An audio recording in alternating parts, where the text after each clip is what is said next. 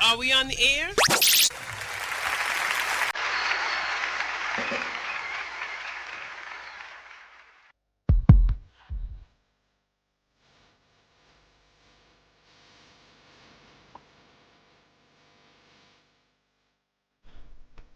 ሰላም ጤና ይስጥልን የተከበራችሁ አድማጮቻችን እንደምን አምሽታችኋል። የሸገር ኤፍኤም 102.1 ራዲዮ ነው። የለዛ ፕሮግራም የቅዳሜ ምሽት ዝግጅታችን እንሆ ጀምሯል። ሳምንቱን ሙሉ ላስተዋውቃችሁ እንደሞከርኩት ዛሬ እንግዳ አለን። እንግዳችንን ደግሞ ካለበት ከአሜሪካን ሀገር በቀጥታ በስልክ አግኝተነው የምናወራው ይሆናል። በቅድሚያ ግን ስለ እንግዳችንን ምን ያህል ታውቁታላችሁ? በተለይ ይሄኛው ትውልድ የእሱን ሙዚቃዊ አሻራዎች ያውቃቸዋል ወይ? ግላዊና ሙያዊ ታሪኩስ ምን ይመስላል?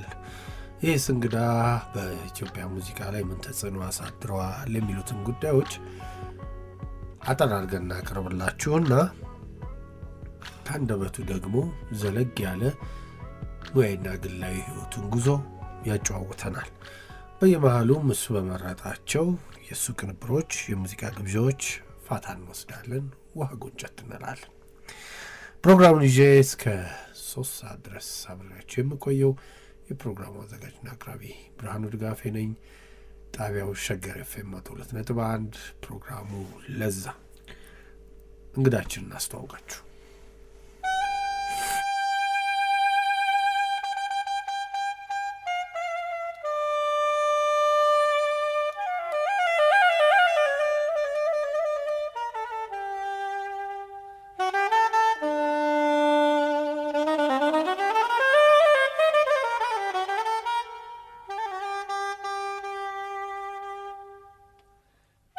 ለብዙ ጊዜ ያሰባሰብኳቸውን ዶክሜንቶችን፣ የደከምኩባቸውን ስብስቦችን፣ ስራዎችን የያዘው ላፕቶፔና በውስጡ ያሉት ንብረቶችን ከመኪና ውስጥ ተዘረፍኩ።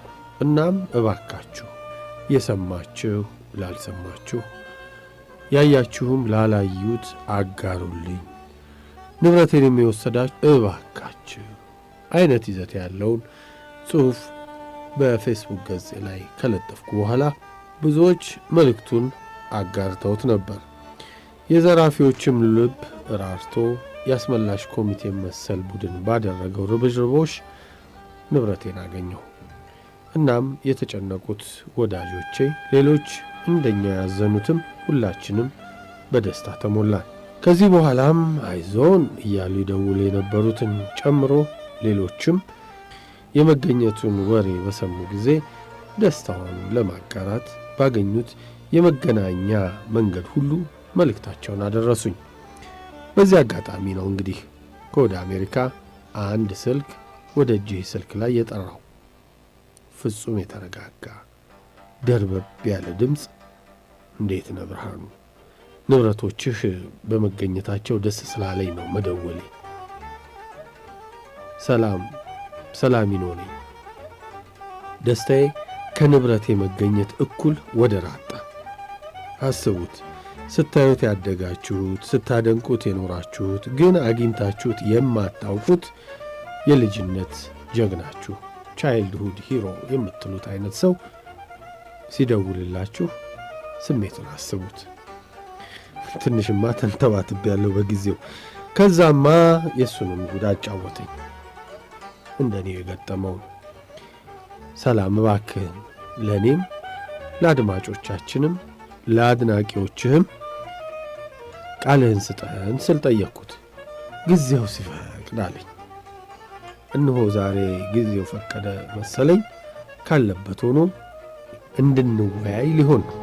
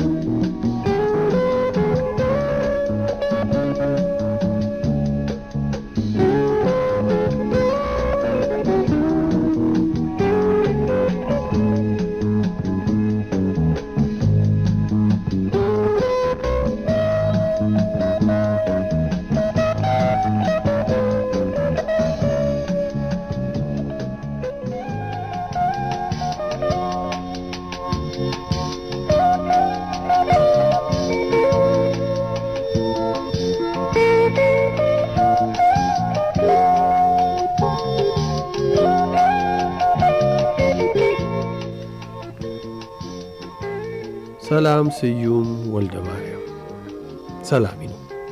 የተወለደው የዛሬ 67 ዓመት አዲስ አበባ ውስጥ ነው በ1947።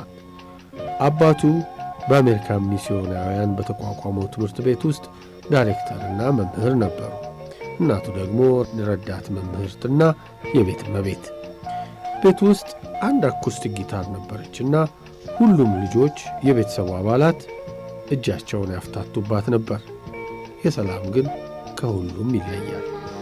ይህችን ጊታርም ሆነ የሙዚቃ ጥናቱን ከያዘ ወይ ፍንክች ያባቢለዋ ልጅ።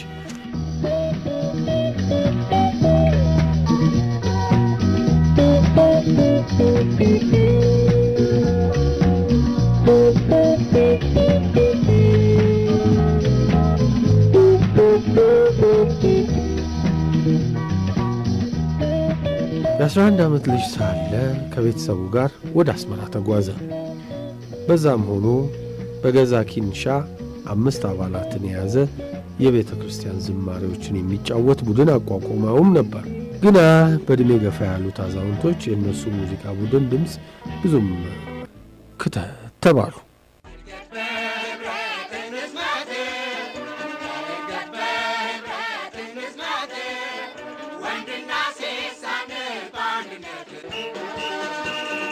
በእርግጥ በስተኋላ ሰላም ያቋረጠውን የዩኒቨርሲቲ ትምህርቱን ገፍቶበት በ1981 በታሪክ ትምህርት የቢኤ ዲግሪውን አገኘ። ዘ ብላክ ሶል ባንድን ተቀላቅሎ አለማየሁ እሸቴና ስሊም ጆንስን በመሪ ድምፃዊነት ይዞ እዚህ ቡድን ውስጥ መሳተፍ ጀመረ። ከተስፋዬ ለማም ጋር በመሆን ተስፋዬ ለማ ኦርኬስትራ ኢትዮጵያን ይዞ ሁለቱም ቡድኖች ሙዚቃቸውን ይዘው መላ ኢትዮጵያን ዞሩ። ቬኒስ ክለብ፣ ራስ ሆቴል ከባንዱ ጋር ሆኖ ሙዚቃዊ ሥራዎችንም እያቀርቡ ጀመር።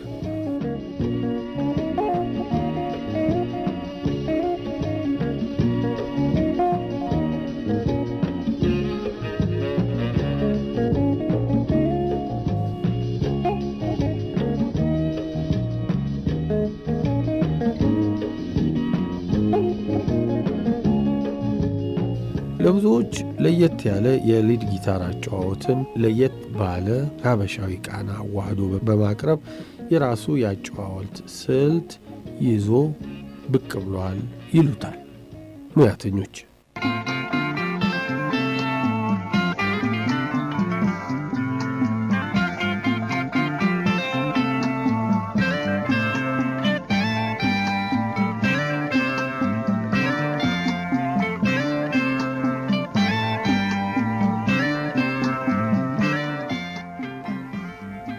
በብላክ ሶል ባንድ፣ የአይቤክስ ባንድ፣ ከዛም ሮሃ ባንድ፣ ሰላሚኖ ትሪዮ፣ የቶማስ ዶንከር ባንድ፣ እነዚህ ሁሉ ባንዶች ውስጥ በባንዱ መስራችነትና በጊታር ተጫዋችነትም የተሳተፈባቸው ናቸው። እንግዳን አየር ሞገድ ላይ አኑሮ ይህን ያህል ወሬ ማብዛት ሳትሉንም አልቀረም። ደሞስ ይህን ያህል ካወራችሁ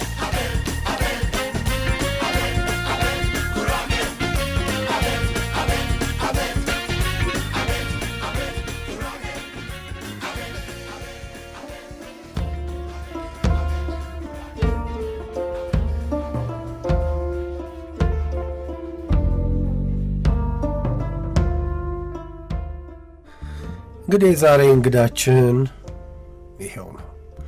ዘለግ ካለ ሙያዊና ግላዊ ሕይወቱ በቁንጽሉ በየመሃሉ ለጨዋታችን ለወሬያችን ማድመቂያ ማዋዣ የተጠቀምንባቸው ሙዚቃዎች በሙሉ ሰላም ስዩም የተሳተፈባቸው ስራዎቹ እንደሆኑ ልብ ይሏል። የስልክ መስመራችን ላይ ሰላም ስዩም ሰላሚኖ ይገኛል። እንዴት አመሸህ ሰላም? እንዴት አመሸህ? በጣም አመሰግናለሁ ብርሃኑ፣ እንግዲህ አድርገህ ስለጋበዝከኝና ከምወዳቸው አድናቂዎች ጋር እንድገናኝ ስላደረግህ በጣም በጣም አመሰግናለሁ። ሰላም ምን ይባላል መሰለ፣ እንደው ገዳም ሌባ ይሁን ይባላል በሀገራችን አባባልና እኔና አንተን የኔ ንብረቶች መሰረቅ አገናኘን። የልጅነት ጀግናዬንም እንዲህ አገኘሁትና ሁል ጊዜ ምን እላለሁ እንደዚህ እንዳንተ ትልልቅ ሰዎችን ቃለ መጠይቅ ለማድረግ ስታደል የሬዲዮ ትልቁ ጥቅም የልጅነት ጀግኖችን የምናገኝበት አጋጣሚ እንደሆነ እኔም ለዚህ እድለኛ እንደሆንኩ እናገራለሁና በጣም አመሰግናለሁ። እሽታህንም ስለሰጠኸኝ በጣም አመሰግናለሁ። እንደው ተመሳሰልን የኔና ያንተ ጉዳይና የኔ ዕቃ የተሰረቀ ጊዜ ነው እና የደወልክልኝ። ያኔ ደግሞ አንተ እዚህ ኢትዮጵያ እያለህም ተመሳሳይ ጉዳይ ደርሶብህ ነበር። እስቲ በሱን ጀምር እስቲ። መቼም የሌብነት ጥሩ ነገር ባይኖርም እንደ ወስን ጀምር። እሺ፣ በቅድሚያ ግን እንደው አጭር መልእክት እንዳስተላልፍ ትፈቅድልኝ እባክህ? አንደኛው የዛሬን ቃለ መጠይቅ በጣም በመወደውና በማከብረው ለዘላለም ከልቤ ውስጥ የማይወጣው በኤልያስ መልካ ስም እንዲሆን ብናደርገው በጣም ደስ ይለኛል።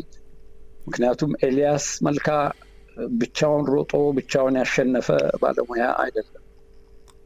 ራሱን አደብዝዞ ለሌሎች ስኬትና ድምቀት ሲሰራ የኖረ ስለሆነ እኔንም ደግሞ ትህትና አስተማረኝ።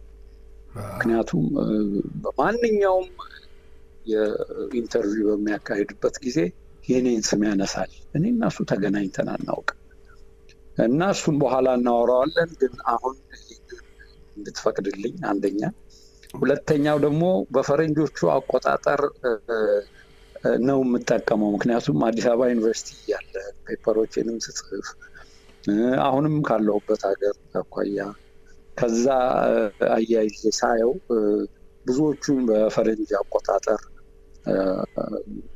ነው የምጠቅሰው እና ይሄንን አድማጮች እንዲያውቁልኝ ብዬ ነው። ግን በራሴ ባህል፣ ቋንቋ፣ የዓመት አቆጣጠር በጣም የምኮራ ሰው ነኝ። ግን እንግዲህ በእንግሊዝኛ ኮንቪኒየንስ ሲባል በዛ አቆጣጠር እንድጠቀም እንድትፈቅድልኝ ብዬ ነው። አድማጮቻችንም እሺ። እና እንግዲህ ታሪኩ ምንድን ነው መሰለ፣ እኔ እዚህ ሚሊዮን ሁንዴሳ የሚባል በጣም የምወደው ጓደኛ ያለ የአሜሪካን ሀገር የሚኖር እና እሱ ነው እንግዲህ ይሄ የኤፍኤም ሸገር ኤፍኤምን ቅዳሜ እንዳዳምጥ የሚገፋፋኝ። ዛሬ ኤልያስ አለ፣ ዛሬ ከሌ አለ፣ በል አዳምጥ ይለኛል እና በዛ ምክንያት እንደ ባህል በሚመቸኝ ሰዓት ቅዳሜ አዳምጣለሁ ኦንላይን። ካልተመቸኝ ደግሞ ያው ፌስቡክ ውስጥ ገብቼ ነው ያለፉትን ፕሮግራሞች የምከታተለው ወይ ደግሞ ዩቱብ ውስጥ ገብቼ ነው እና በጣም ያስደነገጠኝ የሆነ ዜና ለጥፈ ወዲያው እንግዲህ አንድ ነገር ልንገር፣ ሽቶ እና የድሮ ሽቶና ይሄ የድሮ ሙዚቃና ሽቶ በጣም ፓወርፉል። ከ40 ዓመት በፊት ያሸተትከው አሁን አንዴ ካሸተትከው ያኔ የነበረውን በሙሉ ነው የሚያመጣልህ እና አሁን ምን ሆንኩ እኔ ልክ ያንተን እንዲሳይ በእውነት ነው የምልህ አለቀስኩ። እንባ ተናነቀኝ። ምክንያቱም የራሴን ማስታወስ ጀመሩ እና ወደ ራሴ ታሪክ ልምጣልህ። ይሄ አዲስ አበባ ሂልተን ውስጥ ነው እንግዲህ ሮሃ ባንድ እዛ ነበር የምንሰራው እና ከአይቤክስ መጨረሻ ከ78 በፈረንጅ አቆጣጠር ከ78 ጀምሮ እስከ 85 ድረስ በተከታታይ እኔ ነኝ ባንድ ሊደር የነበርኩት። ባንድ ሊደር ስላችሁ ደግሞ ከፍተኛ ችሎታ ኖሮት የመምራት ችሎታ ስላለ አይደለም፣ እንዲሁ በህብረት እንሰራለን እና በተለይ ከጆቫኒ ጋር ይሄ የኛ ባንድ ነው ብለን ስለምናስብ ለሌላ አሳልፈን መስጠት ስለማንፈልግ የባንድ ሊደርነቱን መልቀቅ አልፈለኩም እና ተከታታይ ምናልባት 7-8 ዓመት እኔ ነበርኩ እና የባንድ ሊደሩ ስራ ከውጭ ስራዎችን መያዝ አለ፣ ደሞዝ ማከፋፈል አለ፣ ስብሰባዎች ሲኖሩ ስብሰባ ላይ እንደዚሁ አጀንዳ በመያዝ እና እነዚህ ናቸው እና ደሞዝ ተቀብዬ ከሂልተን ሙሉ ደሞዝ ነው የሚሰጡ እነሱ ታክስ እንትን አይሉም። እኛ ነን ሄደን አገር ውስጥ ገቢ የምንከፍለውና ወደ 12 ደሞዝ ይሰጠኛል። ከዛ ሳምሶናይት አለች። ሳምሶናይት ይዤ እንግዲህ ምናልባት 1 ሰዓት ነው የቀረኝ ወደ ዩኒቨርሲቲ። ግን አንድ ሰው ነበር፣ የእሱን ደሞዝ ከፈልኩና ሌሎቻችሁን ባካችሁ ነገ ነው የምከፍላችሁ፣ ምክንያቱም ሰዓት ደረሰብኝ ትምህርት ቤት ብዬ ጥያቸው ሄድኩ። የሮጥኩ መኪና ውስጥ ገባው፣ ወንበር ስር አረኳት ሳምሶናይቷን። ሄድኩ፣ ዩኒቨርሲቲ ገባው፣ ትምህርቴን ጨረስኩ። በቃ የተሰጠኝ አሳይንመንት ብቻ ነው አንጎሌ ውስጥ አለው እና መኪናዋን ያቆምኩበት ቦታ ሄጄ ሳይበሩ ክፍት ነው፣ አሳልዘጋው ሄጄ ነው ምናምን አሉ። ለማንኛውም ብቻ ገባው።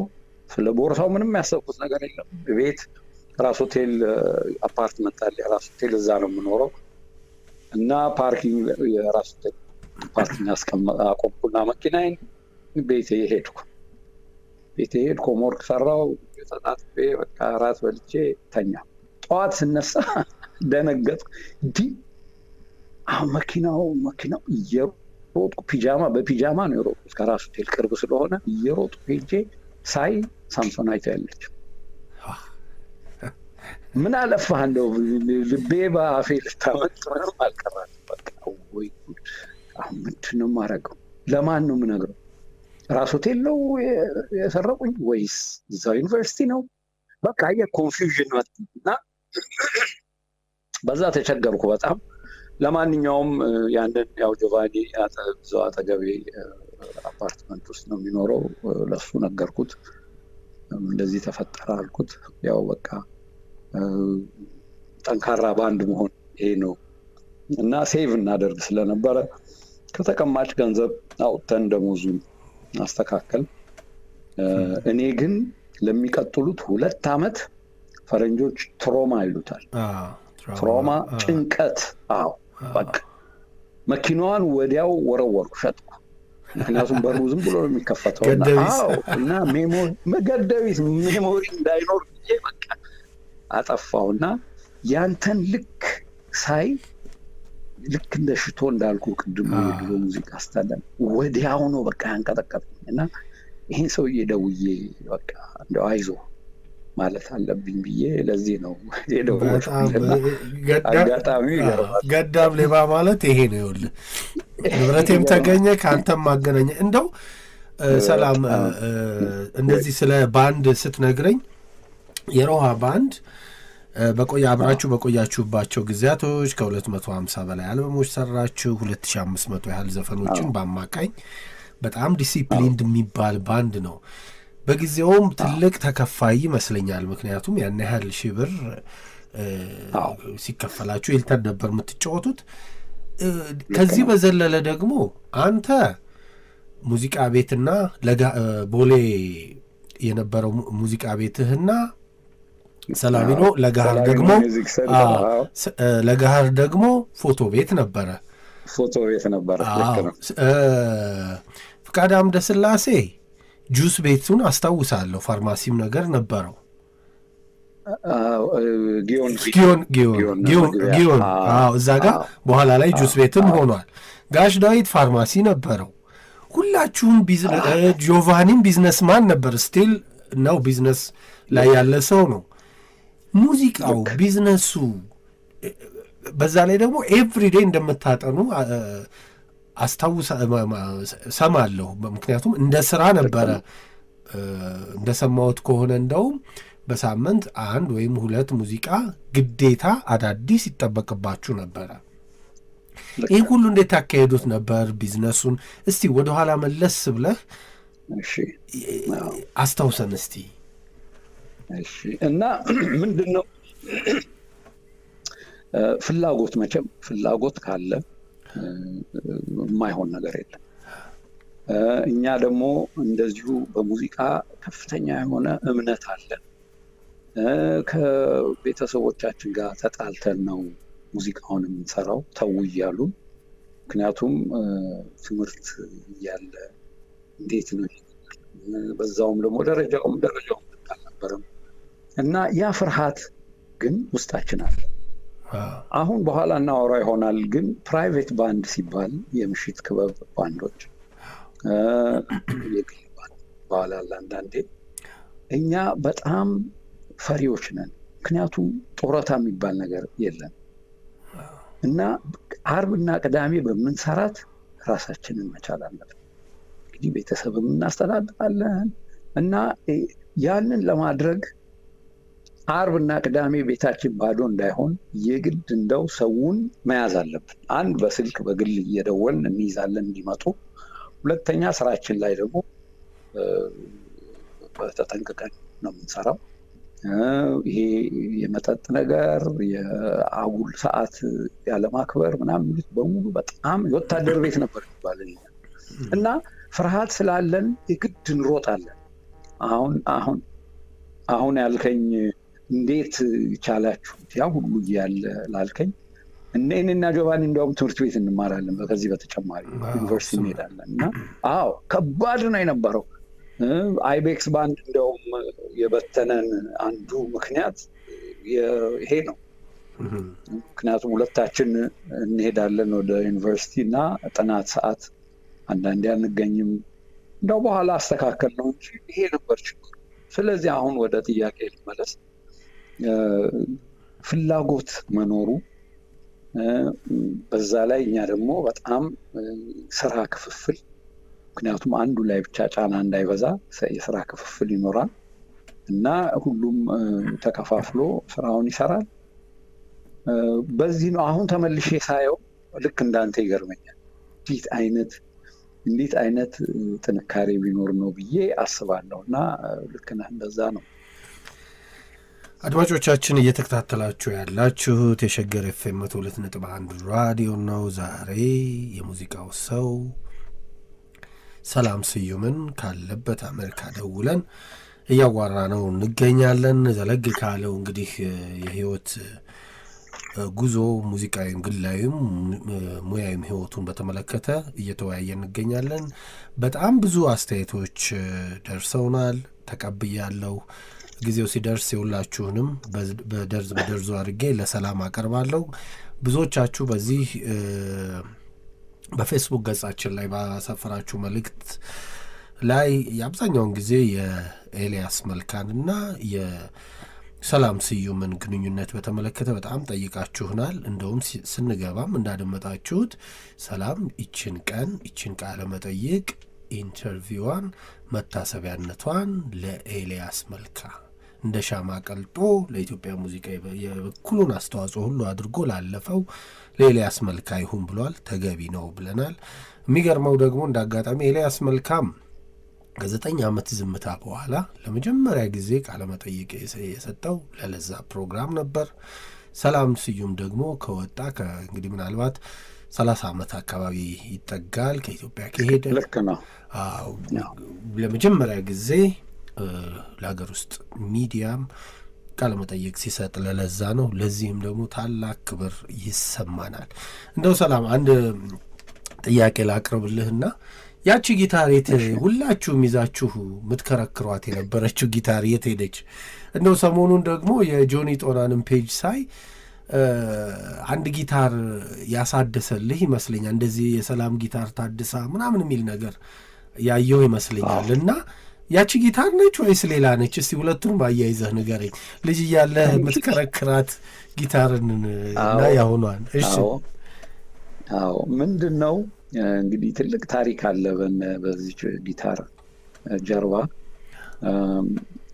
አይቤክስ ባንድ እያለሁ ነው አንድ ነጭ ያማሃ ጊታር ነበረች መጀመሪያ ላይ እና የአይቤክስ ኢንስትሩሜንታል የሰራ ነው በሷ ነው። ከዛ በኋላ ግን ሮሃ ሊቋቋም አካባቢ እቺን አዲሷን ጊታር የገዛሁት እና ያኔ እንግዲህ ታስታውስ ይሆናል በጣም ከባድ ነው ከውጭ ሀገር ሙዚቃ መሳሪያ ማምጣት። ምንም ይገባ ነገር ፒክ አሁን የጊታር መምቻውን ራሱ የፍሊት ክዳን እሱን እየቆረጠ በነበረ ፒክ እንትን የምንለው ጊታር ስትሪንግ ደግሞ ድምፁ ትንሽ ካረጀ አሁን ያለ አይደል በላብ በምናምን ምክንያት ትንሽ ካረጀ ድምፅ ያበላሻል። ግን የግዳችንን እንዳይበጠስ ብቻ ነው ሲበጠስ ብቻ ነው የምንቀይረው እና አርጅቶም እንጠቀምበታልና ጊዜው ያ ነበር። አሁን አንድ ጓደኛዬ ኢንሹራንስ የሚሰራ ጓደኛዬ ነው እና ምን ይለኛል፣ ኒውዮርክ ለትምህርት መሄዴ ነው እና ምን ላምጣ እኔ የምጠቀምበት አለኝ። ጥሩ፣ እኔ እንግዲህ እቺ ጊታር ልቤ ውስጥ አለች። ምክንያቱም ስመርጣትም ሆነ ብዬ ነው የመረጥኳት። ጊብሰን ኢኤስ 335 ቲዲ ትባላለች። የ1979 ዓመተ ምህረት በፈረንጅ የተሰራች ነች እና እሷን ነው የምታመጣልኝ አልኩት። እኔ የማያቸው ነበሩ ሌሎች የአይቤክስ ውስጥ የሚጫወቱ የነበሩ ጊታሪስቶች ተለቅ ያለ ጊታር ነው ጊብሰን የሚጠቀሙት እና እሱ ለምን አይሆንም የሚል ነገር ሲመጣ ነው እኔ የአንደኛ የብሉዝ ስታይል ነው እንግዲህ የአማርኛ ዘፈኖች በሙሉ የምንሰራቸው ብሉዚ ነገሮች ናቸው እና ወደ ጃዙም ከሚሄድ እቺ ጊታር ጃዝም ስፈልግ እጫወትባታለሁ፣ ብሉዝም እጫወትባታለሁ በሚል ነው እና ለሁለቱም የተሰራች ጊታር ነች። አሁን ይሄ ሰውዬ ጥሩ እንግዲህ እኔ $2,000 እንደሆነ አውቃለሁ ያኔ ዋጋዋ እና በ2 ብር ነው የምንለው ኤክስቼንጅ ሬት ያኔ የነበረው እና ወደ 4,000 ብር ነው። እኔ 8,000 ብር ሰጣለሁ አልኩት። 8,000 ብር ሰጣለሁ እሷን ይዘህልኝና አልኩት። ይዞልኝ መጣ። በኋላ ጓደኞቼም አሳያቸዋለሁ። እኔ ገና አልጀመርኩም፣ ቤት ሆኜ ነው ምለው መሞካከራት። ከዛ በኋላ አንድ የማውቀው ጓደኛዬ ያው ስሙን ባልጠቅስም አረ አንተን አይነት ጊታር ከተማ ውስጥ አለች፣ ማንም ሊያመጣ አይችልም ይሄንን ጊታር፣ ምንድነው የምትለው አለ። እሺ የት ነው ያገኘው? አልነግርህም። እሱን ፈልጓት ነበር ሊገዛት ፈልጎ፣ ግን ዋጋው ውድ ስለሆነበት ነው። በኋላ የሆነ ነገር ተሰማኝና እስኪ ሰውዬ ልጠይቀው ብዬ ኢንሹራንስ ፊት ለፊታችን ስለነበረ ራስ ሆቴል ፊት ለፊት ሄጄ ጠየቁት። አንተ 2 ጊታር ነው እንዲያመጣው ስለው ፊቱ ቲማቲም ነው የመሰለው። ደነገጥ። አዎ አለኝ። ማተርፍ መስሎኝ እኮ ነው፣ እንደው አንድ ይመጣል ዝም ብሎ ይሞክራል አይገዛ ምን አይል በቃ ምናምን። በይሄ ትልቅ ጥፋት ነው ያደረገው። አዎ ትልቅ ጥፋት ነው። ምክንያቱም የኔ ፍላጎት ስንት ሪሰርች አድርጌ ያገኘሁት ነገር ነው። ወስደህ ለሌላ አሳልፈህ ትሰጥብኛለህ እንዴ? ለምን ይሆናል ብዬ ማንኛውም በግማሽ ዋጋ ነው የምትሰጠኝ አሁን አልኩት። እሺ ውሰድ አለኝ በግማሽ ዋጋ። ስለዚህ 2 ጊታር ሆኑ ማለት ነው። መንታ ነው የነበረኝ አንድ አይነት። አሁን ብዙ ስራ ከሰራም በኋላ እንግዲህ ሁልቀን ሰርግ ስንሰራ፣ ሾው ስንሰራ እቃ የሚሸከሙልን ልጆች አሉ እና ይሄ ጭነት መኪና ላይ ነው እንግዲህ እቃችን የሚጫነው። እነዚህ ትንንሽ እንደ ሚኒባስ ምንድን ነው የጭነት ነገር አሉና ጊታሯን ከላይ አስቀምጧታል ልጁ። አልገባሁም። ወደ ገነት ሆቴል ከሜክሲኮ እንዲህ ሲዞር ጊታሩ እንዳለ ወደቀ ከነ ቦክሱ ማለት ነው። ሄዶ መጨረሻ እኔ ከኋላው ደግሞ እየተከተልኩ እና ባንድ ሊደር ስለሆንኩ አየህ እቃችንን በቦታው በደንበሰን ስርዓት ገጥሜ ነው የምመለሰው ወደ ቤት እና አቆምኩ መኪናዬን፣ ጊታሩን አነሳው። ማታ ስሞክረው እዛ አይሰራም። የሆነ ኤሌክትሪክ እንትን ገመድ ከውስጥ እንግዲህ ተበጥሶ ይሆናል። ወሰድኩና ለተሾመ ኤሌክትራ በልችን ስራልኝ ብዬ ሰጠሁት። በኋላ ቤት ያለችዋን 2ኛ አወጣሁ ሪዘርቭ ስለነበረኝ እሷን በእሷ መጠቀም ጀመርኩ። በኋላ ግን የጊዜ ረዘመ። ያኔ ትምህርት ቤት መረቅ በጣም ከባድ ነው የነበረው ለእኔ እና ፀጉሮች የሆኑ ፀጉር ከፊት ለፊት ግንባሬ ጋር ያሉት ፀጉር እዛ አዲስ አበባ ዩኒቨርሲቲ ሂስትሪ ዲፓርትመንት እዛ የረገፈ ይመስለኛል። ጭንቀት ነው የነበረው፣ በእውነት ከፍተኛ ጭንቀት ነው የነበረው እና በቃ ሁሉንም ትቼ ውጭ መሄድ ጀመርን። ጊታሩን ረሳሁት ተሾመ ኤሌክትራ ጋር። ከዛ በኋላ እንግዲህ ያው በ98 ደግሞ መጣን። እዚህ በፖለቲካ መጥፎ ሁኔታ ነበር ያኔ ወጣው። በቃ ቀረ። አሁን መጨረሻ ላይ አስታወስኩና ጆቫኒ እኔ ጋር ሲመጣ እባክህን ተሾመ ጋር ሄደ ያችን ጊታር አምጣል። ከ30 ዓመት በኋላ ማለት ነው። አዎ እሺ አለ። ሄደ። ተሾመ መርካቶ የነበረው ሱቅ ቀይሮ ወደ መካኒ ወደ ምንድን ያሉ ቃሊቲ አካባቢ ትልቅ ስቶሬጅ ገዝቶ እዛ ሄዷል አለኝ። በኋላ ምን አለ ተሾመ፣ ኧረ እባክህ ሌላ ጊታር ልግዛለት አሁን የት እንዳለ አላውቅም ይለዋል። አይ እንግዲህ ሰላም እሷኑ ነው፣ ምክንያቱም ትልቅ ታሪክ ያላት ብዙ ሬኮርዲንጎች የተሰሩባት። አዎ እሷኑ አምጣ ነው ያለኝ። ሄደው በእውነት ነው የምልህ እንደው አርኪኦሎጂስት ይዘው ይሄዱ ሁሉ የመሰለኝ። ከመሬት ውስጥ ተቆፍራ ነው የወጣችው። ከልቤ ነው የምነግርህ። ከኬዙን ወስደውት ጊታሯ ብቻዋን ጭቃ ውስጥ እንዲተቀብራ ነው የተገኘችው።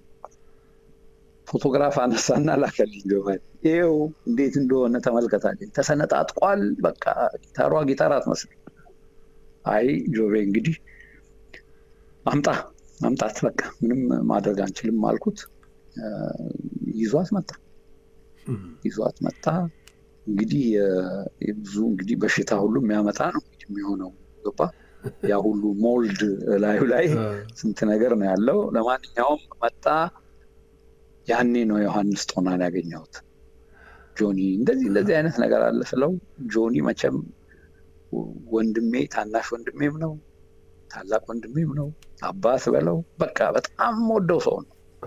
እሱና ምስጋና ሙላት ልዩ ሰዎች ናቸው። በቃ ለእኔ ያላቸው አክብሮትና እንግዲህ በኋላ አወራዋለሁ። ግን የወጣትነት ለምን ወጣት መሰልክ የሚሉትም መልሱ እሱ ሊሆን ይችላል።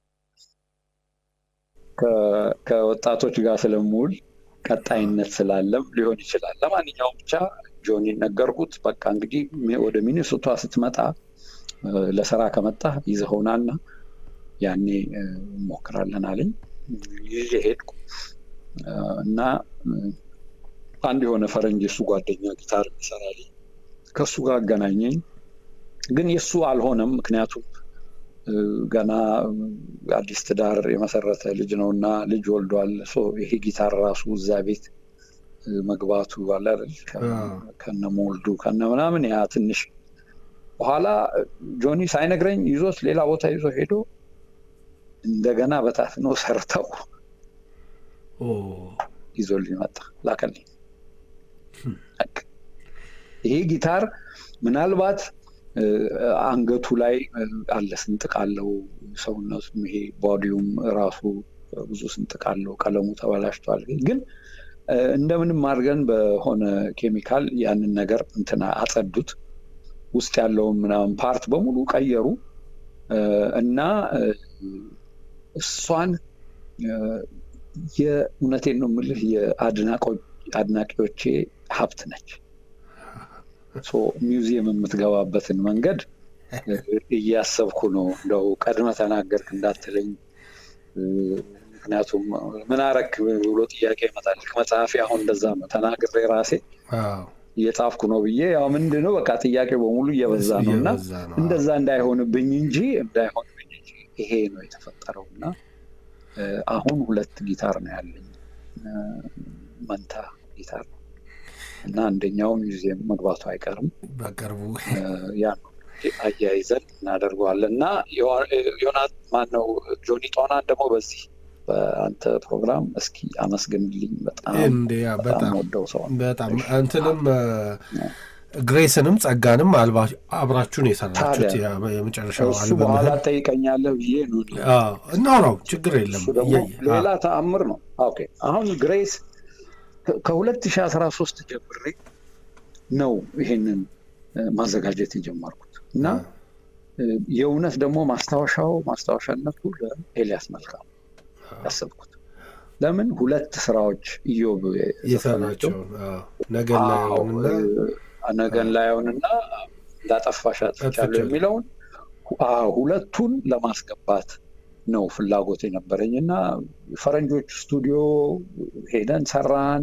ከዛ የቤተሰብ አንድ ችግር ሲመጣ እርግፍ አድርጌ ተውኩት። ከዛ ከአንድ ዓመት በኋላ ደግሞ ስመለስ ተዘግቷል እና ዳታው ምናምን በሙሉ እዛው ቀረ። በቃ ሰውየው ሌላ ሀገር ሄዷል አሉ እና እንዲህ በቃም እየተቸገርኩ ነው የመጣሁት። እና ደግሞ ሁለተኛው ምንድነው እኛ ኦልድ ስኩል ነን። የአዲስ የኮምፒውተር ነገር ትንሽ ወደኋላ ነን። በተለይ ሪኮርዲንጉ ሌላው ላይ እንጠቀምበታል። ሪኮርዲንግ ላይ ግን ቤት ያየ የምፈልገውን ራሴ እንደው በጋዜጠኛ ሬዲዮ አለች ትንሽ በእነሱ ነው የምቀርጸው እና መሳቂያ ነው። እና ይሄንን ተቋረጠ እንዴ? አይ አለን። እና ይሄንን ሰው ጋር ነው የሚሄደው፣ ሰው ነው የምለምነው፣ ባካችሁን እርዱኝ እላለሁ። ሰዎቹም ደግሞ ለ2 ቀን ምናምን ከዛ በኋላ አይችሉም።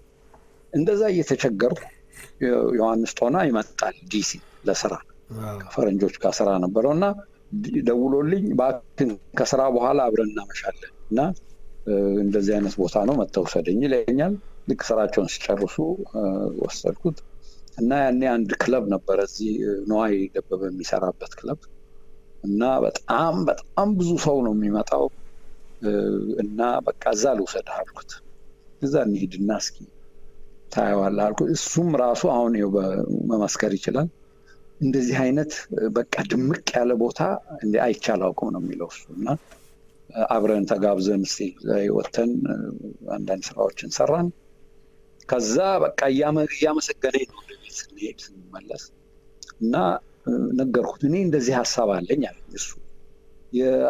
የአበሻ ሙዚቃ እንደው ተመልሼ እሱን አንዳንድ ነገር ማድረግ ፈልጋለሁ፣ እንደውም ሰልችቶኛል፣ ስቱዲዮ ሁሉ ካሳልገባ 2 ዓመት ሆኖኛል ምናምን ይላል እና ይገርምሃል፣ እኔም እኮ ራሴ እንዴት ስቃይ አንተ እያለህ ነው ደግሞ የጠላኸው። እኔ ምንም ነገር የለም ቤቴና አንተ ለምን እንደዚህ ምናምን ስለው ኦኬ አለኝ። እስኪ ምንድን ነው ሲለኝ እንግዲህ ከዛ በፊት የት ሄጃለሁ? ቺካጎ ሩፋኤል ወልደማርያም እሱም እንግዲህ ነበር አውቃለሁ ነው እና ሄዶ እሱ ጠራኝ ከቴዲ አፍሮ ጋር አሁን ለአንድ 15 ቀን ስራ የለንም እና ቺካጎ ና አለኝ እና በቃ ቤዙንም ኦርጋኑንም ከበሮንም መቅረጹንም ራሱ ሊያደርግ እኔ ደግሞ ሜሎዲዎቹን ሶሎ ምናምን በሙሉ ጽድት አድርጌ ቀርጬ ልወጣ። ምክንያቱም የማያዳግም እንደ ከዛ በኋላ ቤዝ ፕሌየር ምናምን እያመጣሁ ማጫወት ይችላለሁ እና ያንን አድርገን ጨርሰን 2 ሳምንት በአንድ 10 ቀን ይሆናል ጨርሼ መጣሁ። ፍላሽ ድራይቭን ይዤ ነው የመጣሁት። ያንን ሰጣሁት ለጦና። ሄደ ሚኒያፖሊስ። ወዲያው ማታ ነው የሚደውልልኝ። ሰላም ዩ ዶንት ቢሊቭ አለ። ምን ነው ቤቱ ሁሉ በቃ ልክ የመርካቶ ሙዚቃ ቤት ነው የሚመስለው። ምክንያቱም እንዲህ ተሰምቶ አያውቅም አለ። የአማርኛ ዘፈን ምናምን እንደዚህ ምንም አለ እና ይገርምሃል፣ ተአምር ውስጤ ምን እንዳለ አታውቅም። ዋው ይሄ እንግሊዝ ጦና በልቀጥል አልኩት። ኦርጋኑንም አንተው ስራው፣ ቤዙንም እንግዲህ ያው የሰራነው አለ ስራው፣ የሜሎዲዎቹን መግቢያዎቹን ግን ራሴ ለራሴ አንዳንዴ ቀያየርኳቸው ነው። እሱ እንዳለ እንያዝ ተባባል። ማታውኑ አንድ አስተካክሎ ላከልኝ። የሚደንቅህ ነገር ደግሞ ሩፋኤል ጋር ሆነን የኔን ድምፅ የኔ ጊታሬን ድምፅ ሩፋኤል አያውቅም እና እንዳለ ነው እንደወረደ ነው የቀረጸው። የኔን የጊታር ሳውንድ ግን ጦና፣ ምስጋና፣ አበጋዝ እነዚህ በጣም ነው የሚያውቁት። እና የጊታሬን ድምፅ ስለሚያውቁ ቃኝተው ጊታሬን ልክ አደረጓት። እኔና ጦና እኮ አልተገናኘንም። ፍላሽ ድራይቭ ብቻ ነው የሰጠው። ሰርቶ ይልክልኛል። ይሄን አስተካክል፣ ይሄን አርቅ። ጃዝ ይወዳል እሱ። ኧረ ጃዝ አልፈልግም፣ ወደዛ አይሄድብኝ እያልኩ እንደምንም አንድ ፈቀድኩ።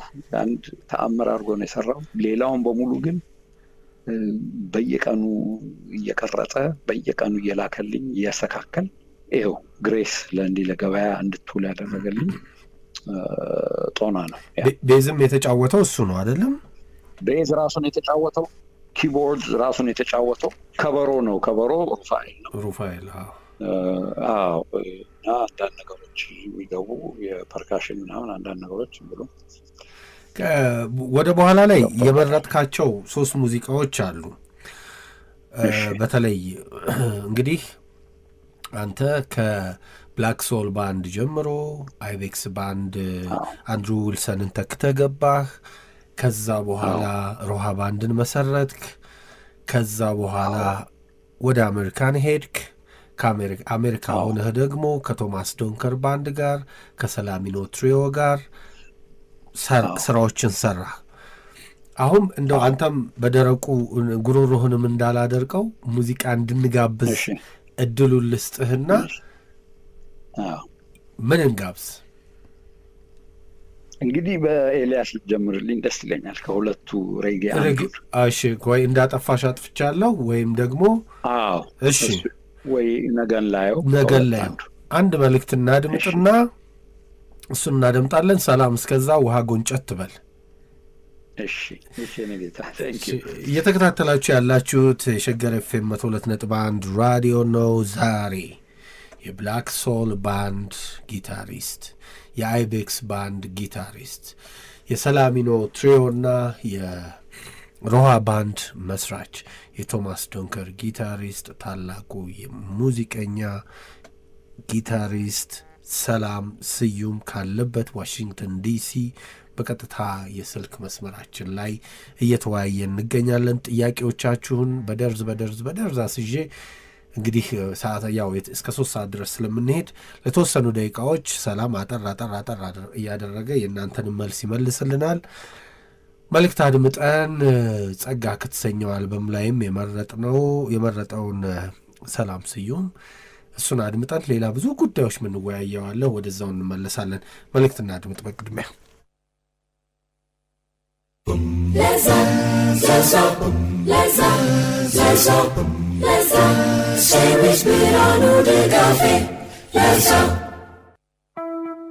እንግዲህ ያለፈው ሐሙስ የምሳ ሰዓት የሙዚቃ ግብዣዎቻችንን በሙሉ በሰላም ስዩም ስራዎች ላይ አድርገን ነበር። ያኔም ለመናገር እንደሞከርኩት ለመጀመሪያ ጊዜ ከ30 ዓመት በኋላ ኢንተርቪው በመስጠቱ ብዙ የምናወራቸው ወሬዎች ስላሉ ዛሬ ቅዳሜ ስንገናኝ ከሱ ጋር በቃለ መጠይቁ ላይ እናተኩራለን ስላልኩኝ ሙዚቃውንም ስለቆረጥኩ ይቅርታ ጠይቃለሁ።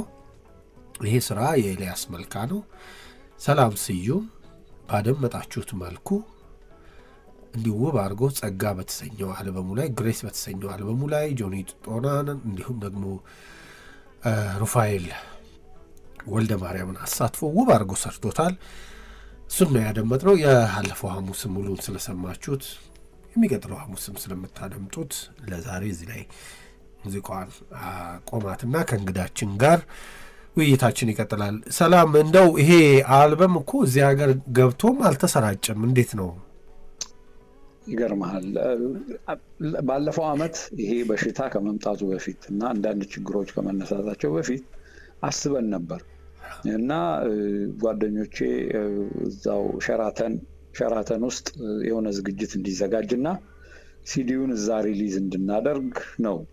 እና ምንድን ነበር የተባልኩት ያኔ ቫለንታይንስ 2019 ቫለንታይንስ ለምን አትመጣም? 2020 ነው መሰለኝ። ለምን አትመጣም በዛ ቀን አለ። ቫለንታይንስ አሁን 2 ሳምንት እንዴት ብዬ ነው? እኔም አይሆንም፣ ፋሲካ እናድርገው። አይ ፋሲካማ ሰው አይወጣም፣ ፋሲካ ሰው ቤቱ ነው እና ዳግማዊ ትንሣኤ ይሆንልናል። በቃ በዛው ማርች ገባ፣ ነገር ሁሉ ተቆላለፈ ቀረ እና በዚህ ምክንያት ነው የተቋረጠው እንጂ አሁን ትመጣለህ እዚህ። እኔ እንኳን ይኸው አንድ ጆቫኒ የሰጠኝ ነበረች፣ የእሱን ወስጄ የሲዲ ነገር ታውቀዋለህ፣ እንደው ስበራለችና እንደው በሶፍት ኮፒ ስላቆየዋት ነው ያገኘዋትና እዚህ ሀገር ለመግዛት ራሱ በጣም ብዙ ሰዎች ጠይቀውኛል። አንድ መላ እንደምትፈጥር ተስፋ አደርጋለሁ። በቅርቡ ደግሞ መጥተህ እየተመካከር እሺ፣ እታዘዛለሁ። ወደኋላ መለስ ልበልህ። አንተ በብዙዎች ላይ ተጽዕኖ አሳደርክ። ኤልያስ መልካ ያንተ ተጽዕኖ እንዳለው ይናገራል። እኔ ኤልያስ በጣም ቅርቤ ነበር፣ ነፍሱን ይማረውና አንተም እንግዲህ ለኤልያስ መልካ ልዩ ክብር አለህ።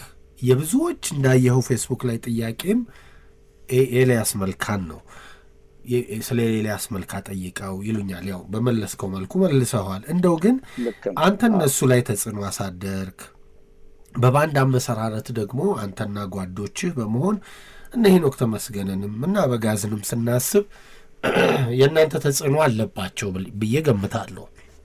ልክ ነው። እናንተ ደግሞ የመጣችሁበት ዘመን ይሄ የቢግ ባንድ ኤራ የምንለው አንዳንድ ነገሮችን ከዓለም ላይ ሳስበው የሀገራችንም የሙዚቃ አካሄድ ይሄ የስዊንግ ኤራው፣ የሮክን ሮል ኤራው፣ የቢግ ባንድ ኤራው እኛም አገር በተለይ በክቡር ዘበኛ፣ በፖሊስ ኦርኬስትራ፣ በብሔራዊ ቲያትር ባንዶች ውስጥ ይስተዋል ነበር።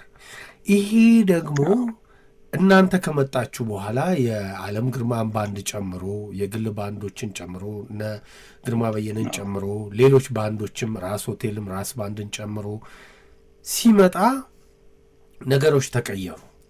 እስቲ የህይወት ጉዞውን ከብላክ ሶል ባንድ ጀምረህ አይቤክስ፣ ከዛ ሮሃ ባንድ፣ የቢግ ባንድ እና የግል ባንዶችን ትራንዚሽን ይሄ ታሪክ ነውና እስቲ አጫውታ። እሺ እንግዲህ እንዲሁ ከብላክ ሶል ባንድ ብቻ ከምጀምር ከዛ በፊት ሙዚቃ ፍቅር ስለነበር የኛም ቤተሰብ እንግዲህ ከአያቴ ጀምሮ በፈረንጅ አቆጣጠር 1875 ጀምሮ 1875 የመጀመሪያዎቹ የፕሮቴስታንት ወደ ፕሮቴስታንት ሃይማኖት እንትን ያሉ የተለወጡ ናቸው። እንግዲህ የፕሮቴስታንት ሃይማኖት ከዛን ጊዜ ጀምሮ ከዛ በኋላ ወደ ደቡብ ኢትዮጵያ የኦሮሞ ዛን አካባቢ ባኮ ምናምን በሙሉ እንግዲህ ያ ሃይማኖት እየተስፋፋ ነው። አሁን በመሰረቱ ምናልባት ያ የፕሮቴስታንት ሃይማኖት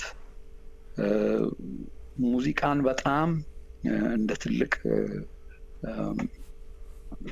ትልቅ ነገር የሚጠቀሙበት ስለሆነ በአምልኮ ውስጥ ሙዚቃ ማዳመጥም ሊሆን ይችላል። አንዳንዴ 3 ሰዓት 4 ሰዓት ቁጭ የምንለው ቤተክርስቲያን ውስጥ ሰባኪው ከመዝሙር ሲዘመር እና ምናልባት ነው ኢር ትሬኒንግ በደንብ እያገኘን ሊሆን ወይ የሚል አለኝ የራሴ ግምት ነው።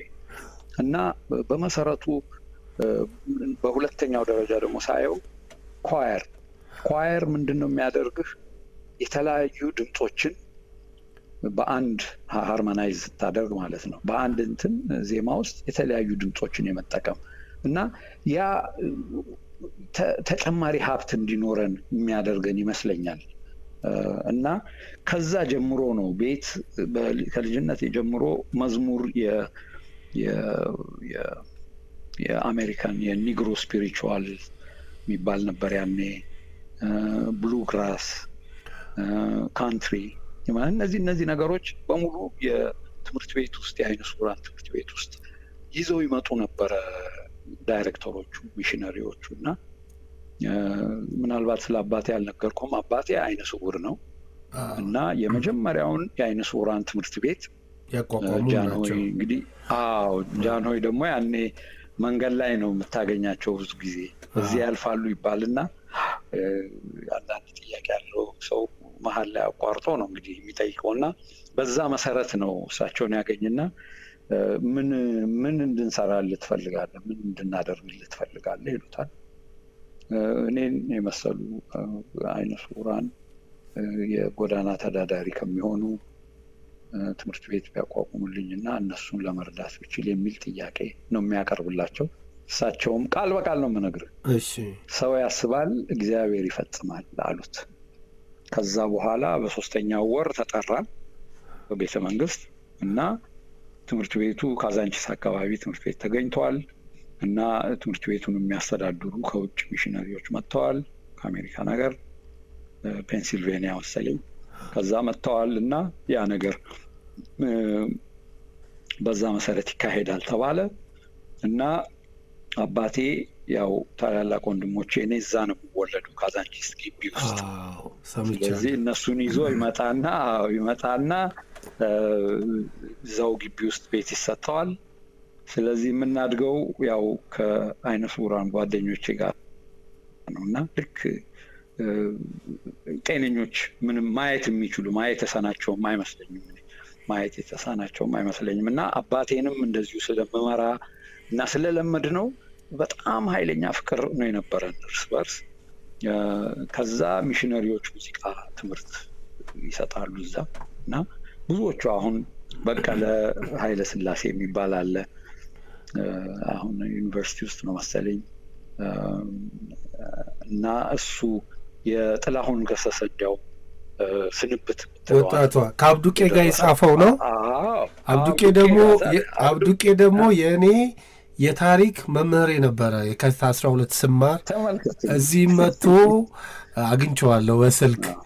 አብዱቄ አይነ ስውር ነው ግን አይነ ብርሃን በስመ አብ ልቡ በጣም እሺ። እና እነሱ ጋር እንግዲህ አብረን ነው የምናድገው። ኃይለማርያም የሚባል አለ አይቤክስ ባንድ ኪቦርድ ፕሌየር የነበረ፣ ብላክ ሶል ባንድ ዋናው መስራች እሱ ነው። ስለዚህ ወደዛ ልመጣለን የፈለኩት እና ከኃይለማርያም ጋር እንደዚህ ኃይለኛ ግንኙነት ነው ያለን። ስለ ሙዚቃም ሌላም ነገር አብረን ግቢ ውስጥ እና ሰበታ ቤቱ እየጠበበ ስለሄደ ወደ ሰበታ ሄደ። ሰበታ ትልቁ የአይነ ስውራን ትምህርት ቤት እዛ ይከፈታል። እዛ ሄደን ግንኙነታችን አልተቋረጠም። ከዛ በኋላ ነው እንግዲህ ጃንሆይ አባቴን ሂደህ ደግሞ አስመራ ሌላ የአይነ ስውራን ትምህርት ቤት ቅርንጫፍ ክፈት ተብሎ ወደ አስመራ ሄድ ነው እና ጊታር ቤታችን ጊታር ስለነበረች ያቺ ጊታር ወንድሞቼ ናቸው እንግዲህ የሚዟኛ እንድነካት አይፈቀድም። ግን ወደ አስመራ ስንሄድ ግን ትዕዛዝ ነው ያስተላለፈው አባቴ ጊታሯን አምጡ አላቸው። ምክንያቱም በጣም ትልቅ ሰው ስጦታ ስለሆነች አምጡ ይላቸዋል። እሷን ይዘን ነው አስመራ የገባ ነው እና ከዛ በቁጥጥር ስር ዋለች ያቺ ጊታር እና የሙዚቃ ነገር መዝሙር ነው አባቴ የሚወደው። ሁሉ ቀን ሙዚቃ እግዚአብሔርን ለማመስገን መሆን አለበት የሚል እምነት አለው። እኔም ተቀበልኩት። እና 5 አባላት ያሉት ኩንቴት፣ 1 ሴት 4 ወንዶች ሆነን እኔ ስትሪንጉን 2ቱን የተቀጫጩንም በጥሼ ቤዝ አረኩት።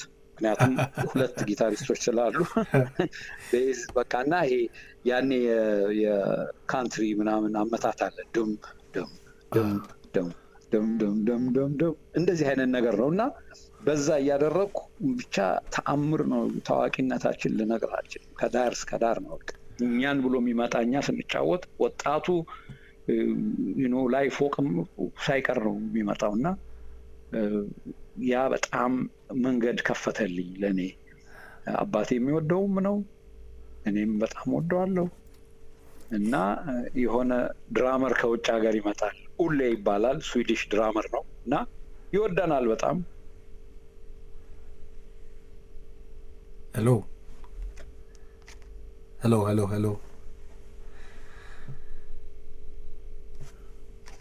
ሄሎ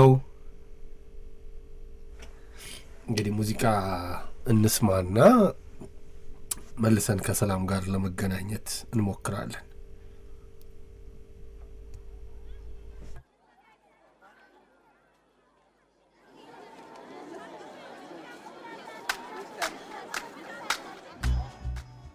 ሄሎ ሰላም። ይቅርታ ችግር የለም። ከዛ ከስዊድናዊን ጀምር። ይሄ ድራመር ግባ አልነው። ጠባብ ስለሆነ የቤተክርስቲያን እኛ የምንዘምርበት ጠበብ ያለ ስለሆነ ከበሮ ደግሞ ብዙ ቦታ ነው የሚወስደው እና መሰዊያ የሚሉት አለ አይደል? ቄሱ ሰው መጥቶ የሚንበረከክበት እዛ መሀል ቄሱን ጠየቅ ነው እንጂ ለምን እዚህ መሀል አናረገውም ለጊዜው ስንለው አድርጉታል። እዛ ውስጥ አስገባል፣ ተጫወትን። መቼም ሰው በጣም ደስ ብሎታል፣ አባቴም በጣም ደስ ብሎታል።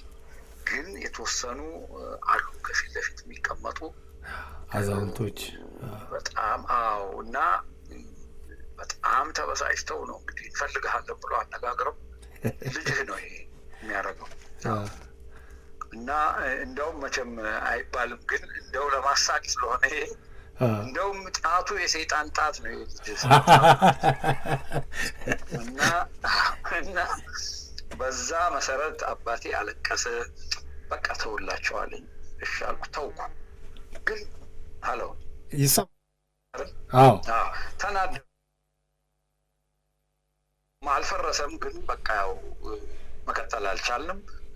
ከዛ ኃይለማርያም የሚባለው ይሄ ጓደኛ ያልኩ ከሰበታ ሙዚቃ አስተማሪ ሆኖ መጥቷል። እዛው አይነ ስውራን ትምህርት ቤት ፒካዲሊ የሚባል ክለብ ውስጥ ከተክሌ ተስፋዝጊ ጋር ሆነው ብላክ ሳባ ባንድ የሚል መጀመሪያ ያቋቁማሉ። ከዛ ወደ ብላክ ሶል ባንድ ተቀየረ እና አሁን መዝሙሩ ጋር እነሱ ጋር ማምሸት ጀመሩ። ስለዚህ ሙዚቃ ሁሉ እየተቀየረ መጣ። እንግዲህ አባቴም ያዝናል፣ ግን ምን ላድርግ እንግዲህ እና ይሄን እያደረግን አስመራ የመጀመሪያው የረብሻ ነገር ይነሳል። ፖለቲካውም ጥሩ አልነበረም። ወደ አዲስ አበባ መሄድ ነበረብኝ ትምህርቴን ለመጨረስ። ወደ አዲስ አበባ በፈረንጅ አቆጣጠር 72 አካባቢ አዲስ አበባ መጣ። ከዛ ሃይ ስኩል ተምሬ 2 ዓመት ሃይ ስኩል ጨርሼ እና ኃይለማርያም እንደመጡ ሰማሁ። አዲስ አበባን ቱር እያደረጉ ነው፣ ወደ ድሬዳዋ ሄደዋል ምናምን ስለሰማሁ አገኘሁት። የሆነ ሱዳኒዝ ጊታሪስት ነበረ ከነሱ ጋር የመጣ እና ናዝሬት ሄደው ሲሰሩ ናዝሬት እዛ አሉ መቼም ሰዎች ሴቶች ነው መሰለኝ ያገኝና ይሰወራል። በቃ ፍቅር ይዞት ነው መሰለኝ ኮምፕሊትሊ ይሰወራል። አሁን ሰላም ለምን እኛ ጋር ትገባም የሚል ነገር ሲመጣ ያኔ ደግሞ እድገት በህብረት ዘመቻ ለማይዘምቱ ህጉን ለማያከብሩ ከፍተኛ ቅጣት ነው የሚጠብቀው።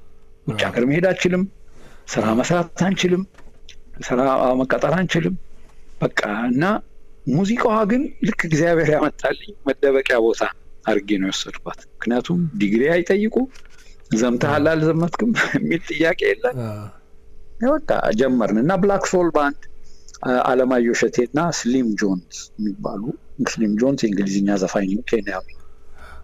አለማየሁ እሸቴ ከኛ ጋር አለ፣ ግን በጣም እንደው ጽሁፌም ውስጥ አካትቼዋለሁ እና በጣም ከፍተኛ ትግል ነው ያካሄድ ነው።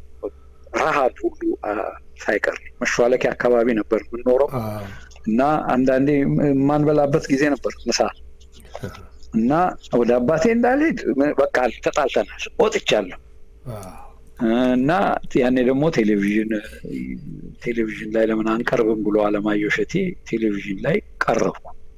በብላክ ኤንድ ዋይት ነው ያኔ። አስመራ ለካ ተበጥብጠው። አዎ አሁን ይኖር ይሆናል የኢትዮጵያ ቴሌቪዥን እንትን ውስጥ ዶክ። አዎ በጣም የአለማየሁ እሸቴ ነው።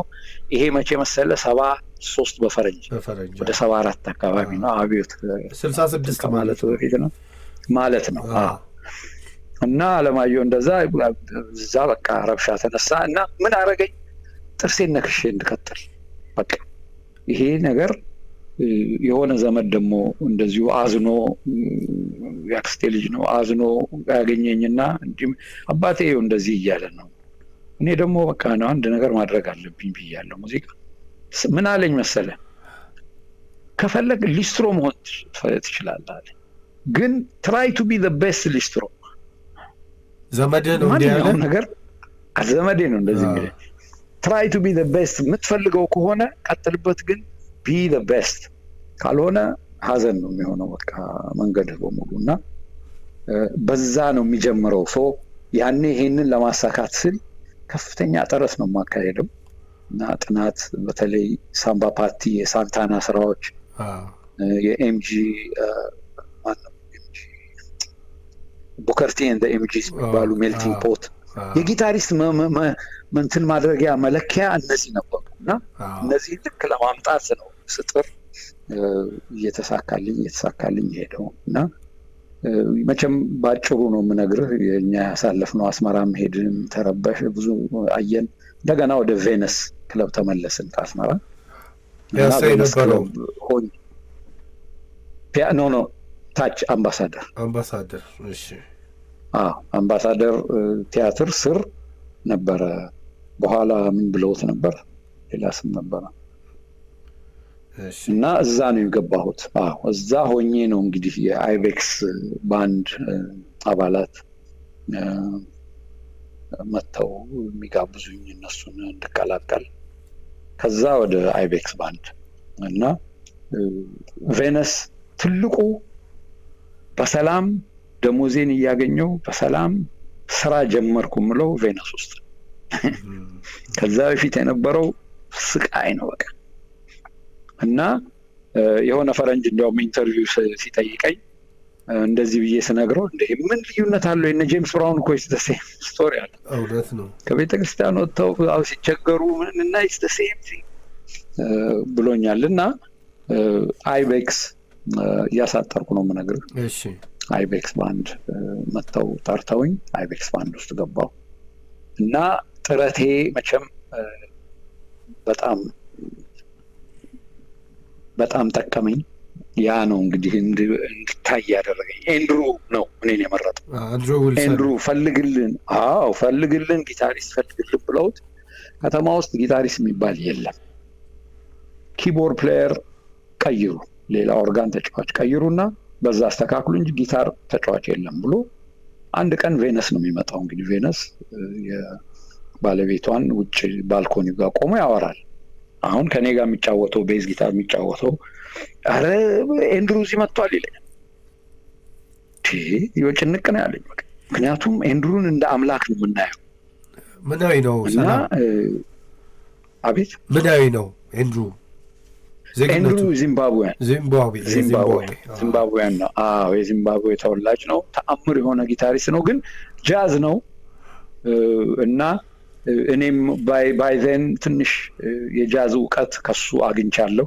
የጃዝ እውቀት ስለ ያጨዋወት ሳይሆን እነ ዌስ ሞንትጎመሪ እነ ጆርጅ ቤንሰን ማዳመጥ ጀምሬያለሁ ያኔና ግን አንድ እጁን ሲጫወት እንኳን ፊቱን አዙሮ ነው የሚጫወተው። ማሳየት የሚፈልግ ሰው አይደለም ኤንድሩ ምንም። እና እኔ ግን በቃ በጃዙር በተለያየ መንገድ አንዳንድ ነገሮችን አገኝ ነበር። እዛ ነው ከጃዝ ያገኘሁትን እውቀት ከሳንታና ከነ ጂም ሄንድሪክስ ከይሄ ሶል ባንዶች ምናምን ያገኘሁትን እውቀት ጨማምሬ ነው እንግዲህ ያኔ ትልቁ ድል ያጋጠመኝ የማህሙድ አረመላመላ አልበም ነው። የመጀመሪያው ሲዲ ነው በኢትዮጵያ ታሪክ ለመጀመሪያ ደግሞ ለኔም ትልቁ ስራዬ እሱ ነው የነበረው እና ወደ አማርኛው ማድላት ጀመርኩ። ውጭ ያገኘሁትን እውቀት የጊታር አጨዋወት አማርኛው ላይ ማስገባት፣ መሀል ቀዳዳ የመፈለግ ነገር እዛ ነው የተጀመረው እና ብዙ አንድ ወጥ አልነበረም። ብዙ ሙከራዎች ናቸው የነበሩት። ሰው ተመልሶ አሁን ሊያዳምጠው ይችላል። ስተት ፓተርን የሌለበትም ነገር ይኖራል። የሚያስከፋ ስተት እንኳን አይኖርም። ግን ሙከራ ነው፣ ኤክስፔሪመንት በኋላ ነው እየጸዳ የመጣው። ስለዚህ የኔ ጊታር እንግዲህ አመጣጥ ይሄ ነው። አሁን ቅድም ለጠየቀኝ የባንድ አሰላለፍ ከአንድሩ ዊልሰን ጋር ሰብረህብኛል። ምንድነው? አንድሩ ዊልሰንን አገኘኸው፣ መጣ ቬነስ ክለብ፣ አየኸው፣ ደነገጥክ። ከዛ በኋላ የተፈጠረው ነው። ኦኬ ነገራቸው፣ ለነ ጆቫኒ ነግሯቸው እነሱ መጡን። የምኖርበት ሆቴል ውስጥ ተሰባስቦ መጡ። ማህሙድ፣ እሱ፣ ፈቃደ፣ ሁሉም መጥተው ኤንድሩ ጊታሪስት ፈልግልን ብለ ነው ለብዙ ጊዜ የለም ጊታሪስት ብሎን ነበር። አሁን ግን ትላንት ቬነስ መጥቶ አየህና ደውሎ ነገረን። አንድ ትንሽ ልጅ አግኝቼላችኋለሁ፣ በቃ እሱን ውሰዱ ብሎ አለን እና አንተ መኩራት አለብህ አለኝ ጆቫኒ። በሱ መመረጥህ መኩራት አለብህ። ለእኔም ትልቅ ነገር ነው በእውነት። እና አይቤክስ ባንድን ጆይን አደረኩ። ይቅርታ መቸምችም ብዙ አትረብሽም ብዬ ነበር። አይ ታሪክ ስለሆነ ነው። እሺ እና በቃ እነሱ ጋር ኮንትራት ፈረምኩ፣ ስራዬን ጀመርኩ ማለት ነው። ስንት ተከፈለ የመጀመሪያ ደሞዝ? ይገርምሃል አይቤክስ ባንድ በጣም ዲሞክራቲክ ባንድ ነው ብለው እና እኔ ስገባ አይቤክስ ቁጥር 2 ነው ያልኩት። ለምን ስር ነቀል ለውጥ ነው የተካሄደው። ምክንያቱም በደርግ ጊዜ እንግዲህ ስልጣን እያጠናከረ ሲሄድ የውጭ ሀገር ዜጎች ይውጡ በተባለበት ጊዜ ኤንድሩና ጂንጎ የሚባል የእንግሊዝኛ ዘፋኝ ነበር ኬንያዊ፣ ወደ ሀገራቸው ተመለሱ እነሱ። ኪቦርድ ደግሞ መቀየር ስላለብን ኃይለ ማርያምን የአብሮ አደጌን እሱን አመጣሁት። ስለዚህ ኪቦርድ፣ ጊታር፣ ዘፋኝ ደግሞ ግርማ ጨፍሳን ከዋልያስ አመጣን። አሊ ቢራን ደግሞ አመጣን እንደ ኦሮምኛ ዘፋኝ አደርኛም እነሱን አመጣንና ስር ነቀል ለውጥ ስለተካሄደ አይቤክስ ቁጥር 2 ብዙ ነገር ነው የለወጠው። እና ምንድነው ውሳኔያችን የነበረው? ደሞዝ ሁሉም እኩል ነው የሚያገኘው። እኔ ላታምነኝ እንችላለህ፣ ማህሙድ አህመድ እኩል ነው የሚያገኘው ከኛ ደሞዝ። 9,000 ብር ይሰጠናል፣ 1,000 ብር ነው በወር። ምንም ኮምፕሌንት የለ ምን የለ። እና በዛ ላይ ደግሞ ኃላፊነት እንዲሰማው ሁሉም የሙዚቃ መሳሪያ በህብረት እንድናስተዳድረው ወጪውን እንድንሸፍን ሁሉም አለ አይደል የራሴ ዕቃ ነው ብሎ እንዲጠነቀቅ ያን ሁሉ አድርገናል። ስብሰባ ላይ ህግ በጣም ኃይለኛ ህግ ነው የኛ። ጥርስ አለው ይባላል የኛ ህግ። በየቦታው ሌሎቹ ያው ህግ ያወጣሉ መቼም ይሄ ባይሎዝ የሚሉት አለ አይደል መተዳደሪያ ደንብ። እኛ ጋር ግን በጣም ኃይለኛ ነው የነበረውና ያ በጣም ነው የጠቀመን። ስለዚህ አይቤክስ ያው ስትከፈላለህ ብለህ ለጠየቀኝ መልሱ እሱ ነው። በኋላ እኛ ስራችንን ቀጠል። ከዛ ጉዞ አይቤክስ ፈረሰና ወደ ሮሃ። ከዛ አይቤክስ እንግዲህ ሁለተኛው አለኝ ደግሞ ትልቅ ለውጥ የመጣችው የአይቤክስ ኢንስትሩሜንታል ነች። አይቤክስ ኢንስትሩሜንታል ደረጀም ከኛ ጋር ነበረ። አንድ ደግሞ ሁሉ ቀን ረሳው፣ ምክንያቱም እኛ በጣም በቀን መንፈሳችን በመንፈስ ነው የምንሄደው። ሙዚቃው ላይ በጣም ከፍተኛ አስተዋጽኦ እንዳለን እናውቃለን። ምክንያቱም አንድ የራሱ ጆቫኒ የራሱን ቤዝ ነው የሚፈጥረው፣ እኔ የራሴን ጊታር ነው እና የኛ አሰራር ልክ ውጭ ሀገር ሞታውን የፊላዴልፊያ ሳውንድ ቤሪ ጎርዲ የነሱ 3 ምናምን ናቸው አቀናባሪዎች የነበሩት። እኛም ጊዜ ይሄ ነው። ግን ስማችንን ባለማስቀመጣችን አሁን ችግር ይፈጥራል። ገባ? ቴዎድሮስ ምትኩ፣ ጆቫኒ እና እኔ ነን 3ታችን ነው እነዚህ ስራ። በኋላ ደግሞ ሮሃ ከተቋቋመ በኋላ ዳዊት ይፍሩ አለ፣ ጆቫኒ ሪኮ አለ፣ እኔ ያለው እና ሁሉ ቀን ደሞዝ ሲመጣ እንደውም የሪኮርዲንግ ገንዘብ ሲመጣ መጀመሪያ 3,000 ብር እንቀንሳለን። 3,000 ለኔ ለዳዊት እና ለጆቫኒ የአሬንጅመንት ነው ክፍያቸው። ሌላውን ነው ከሌሎቹ ጋር እንደገና የምንካፈለው። እና ስማችንን መዝግበን ከሊያ አቀናባሪ ምናምን የሚለውን ነገር ባለማድረጋችን አሁን ላይ አንዳንድ ችግር ሊፈጥር ይችላል። ግን ሰው በጆሮም በደንብ የሚያውቀው ስለሆነ የሚቃለል ይመስለኛል። በጣም ጥሩ። አይቤክስ ባንድ ለምን ፈረሰ? ከዛ በኋላ ወደ ሮሃ ባንድ እንዴት ትራንዚት አደረጋችሁ? እሱን ፕሮሰስ ንገረኝ እስቲ። እሺ፣ አሁን እንግዲህ እንዳልኩህ አይቤክስ ባንድ ውስጥ ችግር ነበር። ምክንያቱም እኔና ጆቫኒ ዩኒቨርሲቲ እንሄድ ነበርና ቀን ነው የምንሄደው፣ የቀን ተማሪዎች ነበር። በኋላ ጆቫኒ ነገርኩት፣ ይሄ ነገር ሙዚቃው ነው እኛ ሞር የሚጠቅመን አሁን እና ወደ ማታ እንቀይረውና ቀስ ብለን ትምህርታችንን እንከታተል፣ ስራው ግን እንዳይስተጓጎል የሚል ነው እና ጆቫኒም አምኖበት ነበር። በኋላ ግን ያው የኔ ይሻላል አልኩት፣ እኔ ብሸፍንልህ ይሻላል እና የኔን ቀየርኩና ጥናት ሰዓት ላይ መገኘት ጀመርኩ። ግን ኦልሬዲ ቅሬታ ተፈጥሯል እና ሁለተኛው ደግሞ ትልቁ ነጥብ ያኔ የፖለቲካ ሁኔታ ነው። ትዝ ይልህ እንደሆነ ኢህአፓና መኢሶን፣ መጀመሪያ ኢህአፓ ጠፋ፣ በኋላ መኢሶን ነበር ደርግ ጋር የሚሰሩ የነበሩ፣ በኋላ እነሱም ጠፉ። ይሄ እንግዲህ 78 አካባቢ ነው እንግዲህ በፈረንጆች አቆጣጠር 79 ሊሆን ይችላል። ያ ምን ፈጠረ? ብዙ ሰው የመይሶንም ደጋፊ የነበሩ ወደ ውጭ መሄድ የሚፈልጉ በቃ ፓስፖርት የሚያወጣ ከአገሩ በሙሉ ሆነ አዲስ ፓስፖርት የሚያወጣ እና ወደ ውጭ መሄድ ይፈልጋል ሰው። ሶ ፓስፖርት ይፈቀዳል። ፓስፖርት ሲፈቀድ ቪዛ ይከለከላል። ጥብቅ ይሆናል ቪዛ እና ፓስፖርቱን አውጥቶ ይቆይና በኋላ ፓስፖርት ይከለከልና ፓስፖርት ማውጣት ይከለከልና ቪዛ ደግሞ ሲፈቀድ ያኔ ፓስፖርት ያለው ቪዛውን አስመጥቶ ይወጣል። እና ቴዎድሮስ ምትኩ፣ ተስፋዬ ሆዶ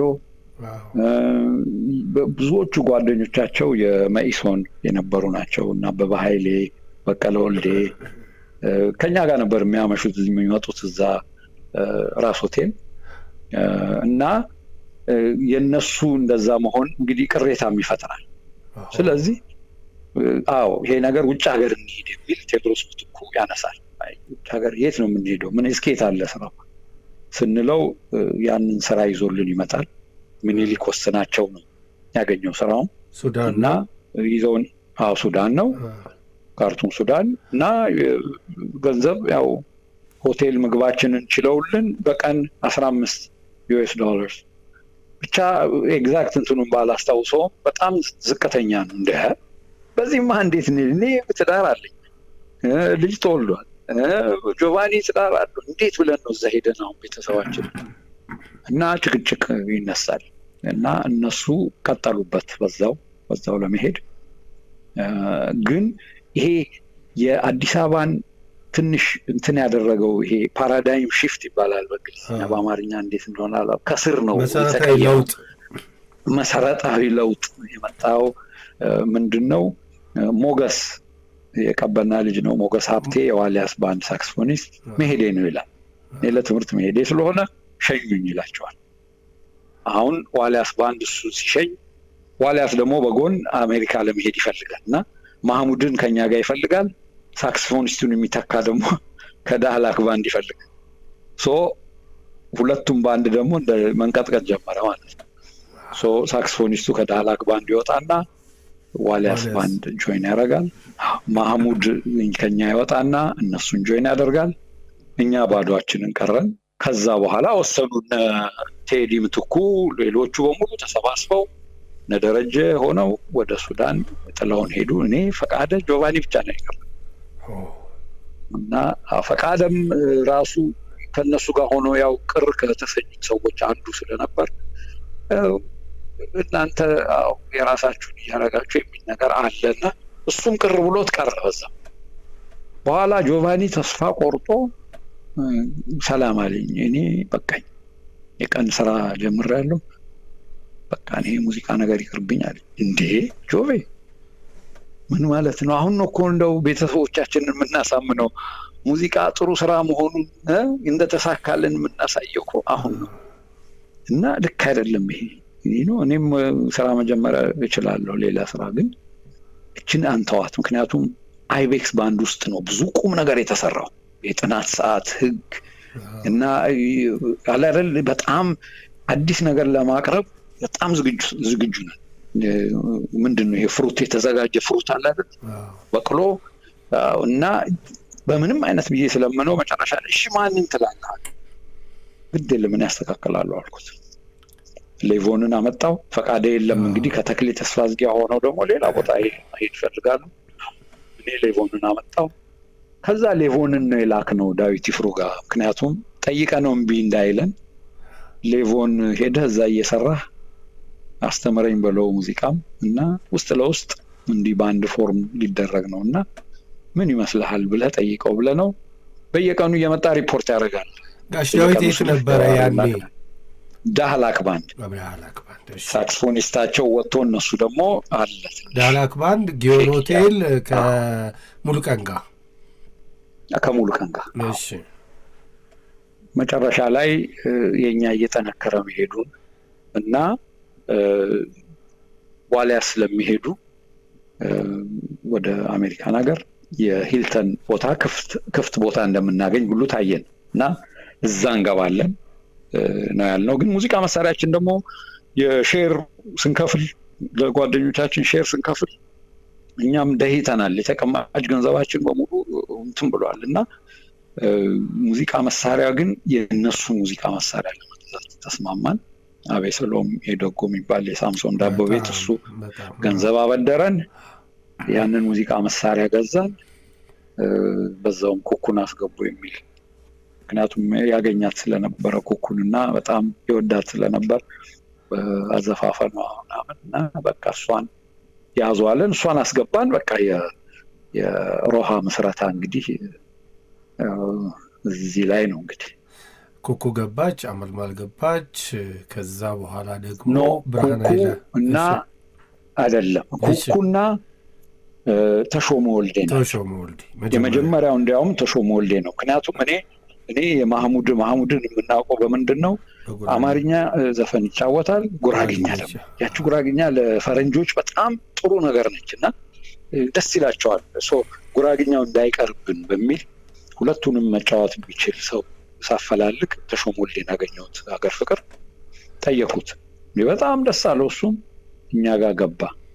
እንዲያውም የመጀመሪያ ሪኮርዲንግ የተሾመ ወልዴ የተሰራ እና ይሄ ደግሞ እዚህ ላይ የምነግርህ ነገር ምንድነው ደግሞ ድራመር አልነበረንም።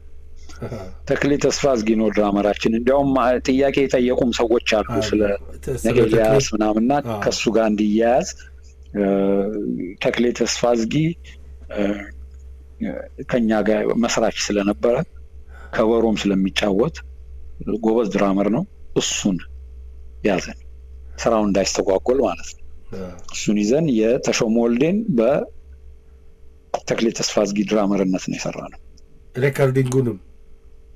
ሬኮርዲንግ እሺ።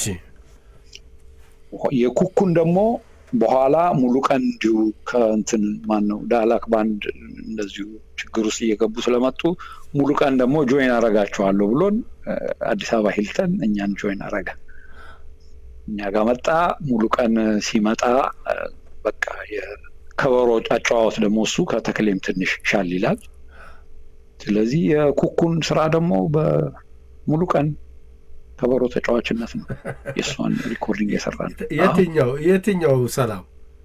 የመጀመሪያው አልበሟ ሄደ በጫማ ሄደ በእግር። ሙሉ ቀን ድራመር ነበር ሬኮርዲንጉ ላይ። በጣም ጎበዝ ድራመር። በጣም እሱ ራሱ ተናግሮት የሚያውቅ አይመስለኝም ይሄን ነገር ሰላም። አይ መቼም አለፈ፣ ጊዜውም እያለፈ ነው። ከዛ ከአይቤክስ ሮሃ ገባችሁ። ሮሃ ሌላው ቀርቶ ሂልተን። አሁን ስለ ሂልተን ትንሽ ነገር ልንገር። ሂልተን ሆቴል እንግዲህ የቀረጻን በሚመለከት ማንኛውም ሆቴል ምቹ አልነበረም ለኛ። ራስ ሆቴል መንገድ ዳር ስለሆነ የመኪናው ጩኸት የምኑ በቃ በጣም ያስቸግረን ነበር።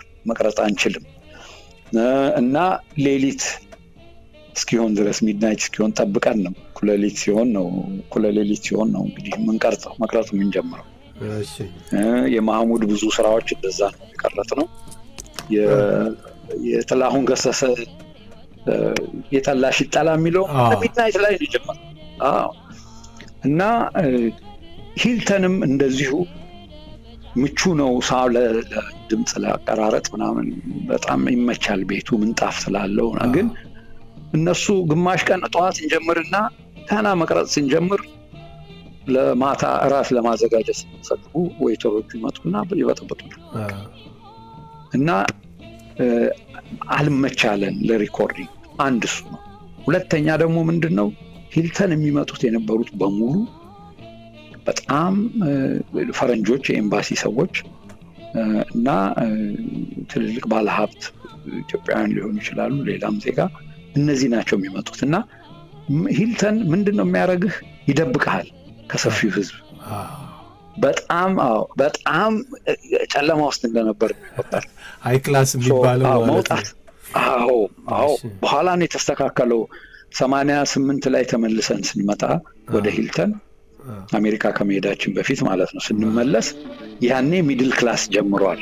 አደሬዎች፣ ሀብታሞች አሉ፣ ጉራጌ የመርካቶ ሰዎች አሉ እና በሙሉ ሂልተንን ፍሪኩዌንት ማድረግ ጀምረዋል። ገባ እና የሚድል ክላስ ለውጥ ነበር። ያኔ አዲስ ነገር ነው ለኛም።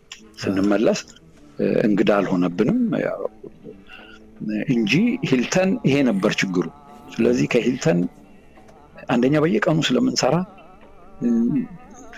መጀመሪያ ደህና ነበር፣ ምግብ በደንብ በላለን እዛ ምናምንና ቁጭ ስለሆነ ውፍረት ልነግርህ አልችልም።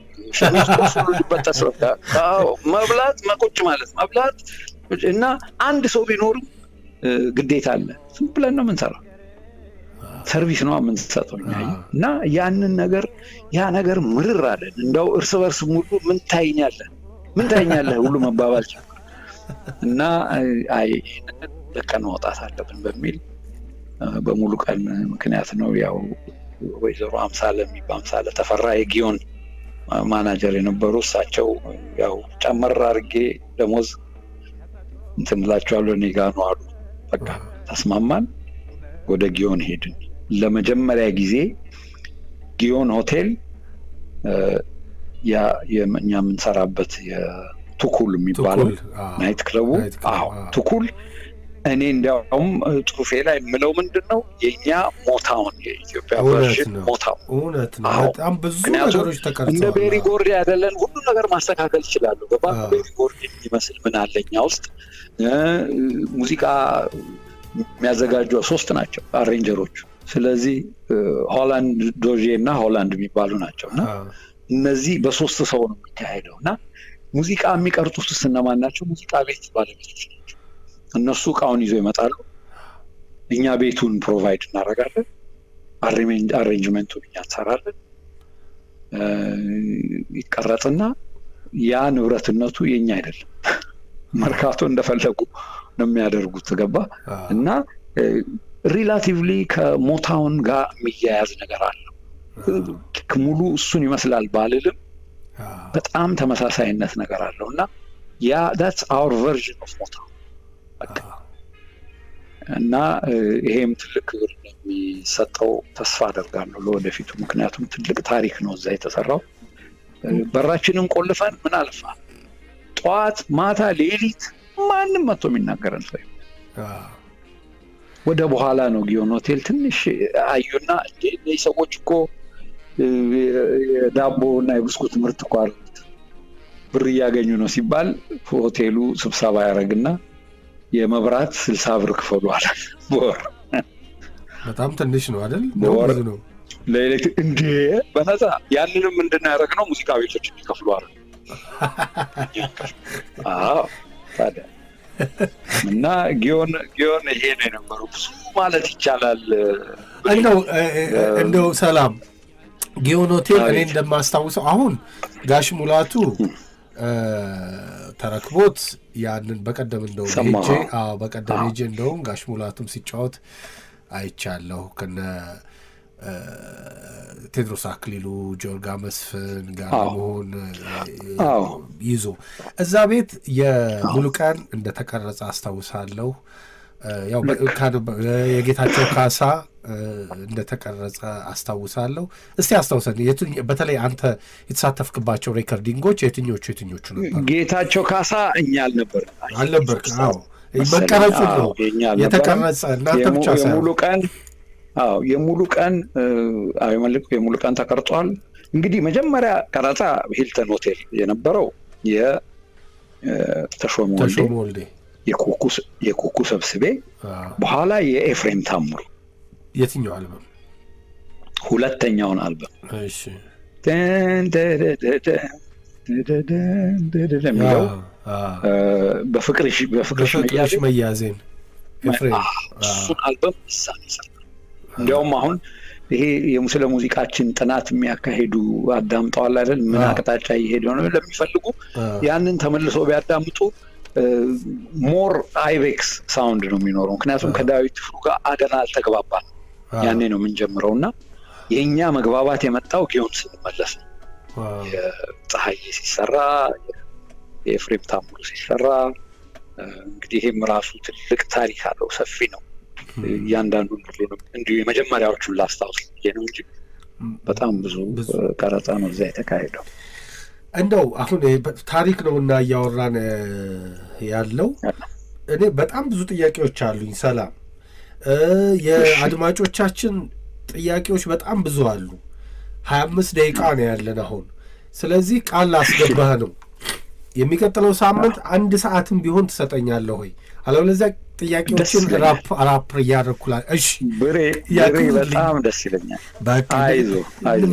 በቃ ስለዚህ አድማጭ እንኳን አገኘን እና ሁሉም አሁን የሙዚቀኞቹ ራሳቸው አሁን የሚያዳምጡ ሙዚቀኞች አሉ በየቦታው ወጣት ሙዚቀኞች።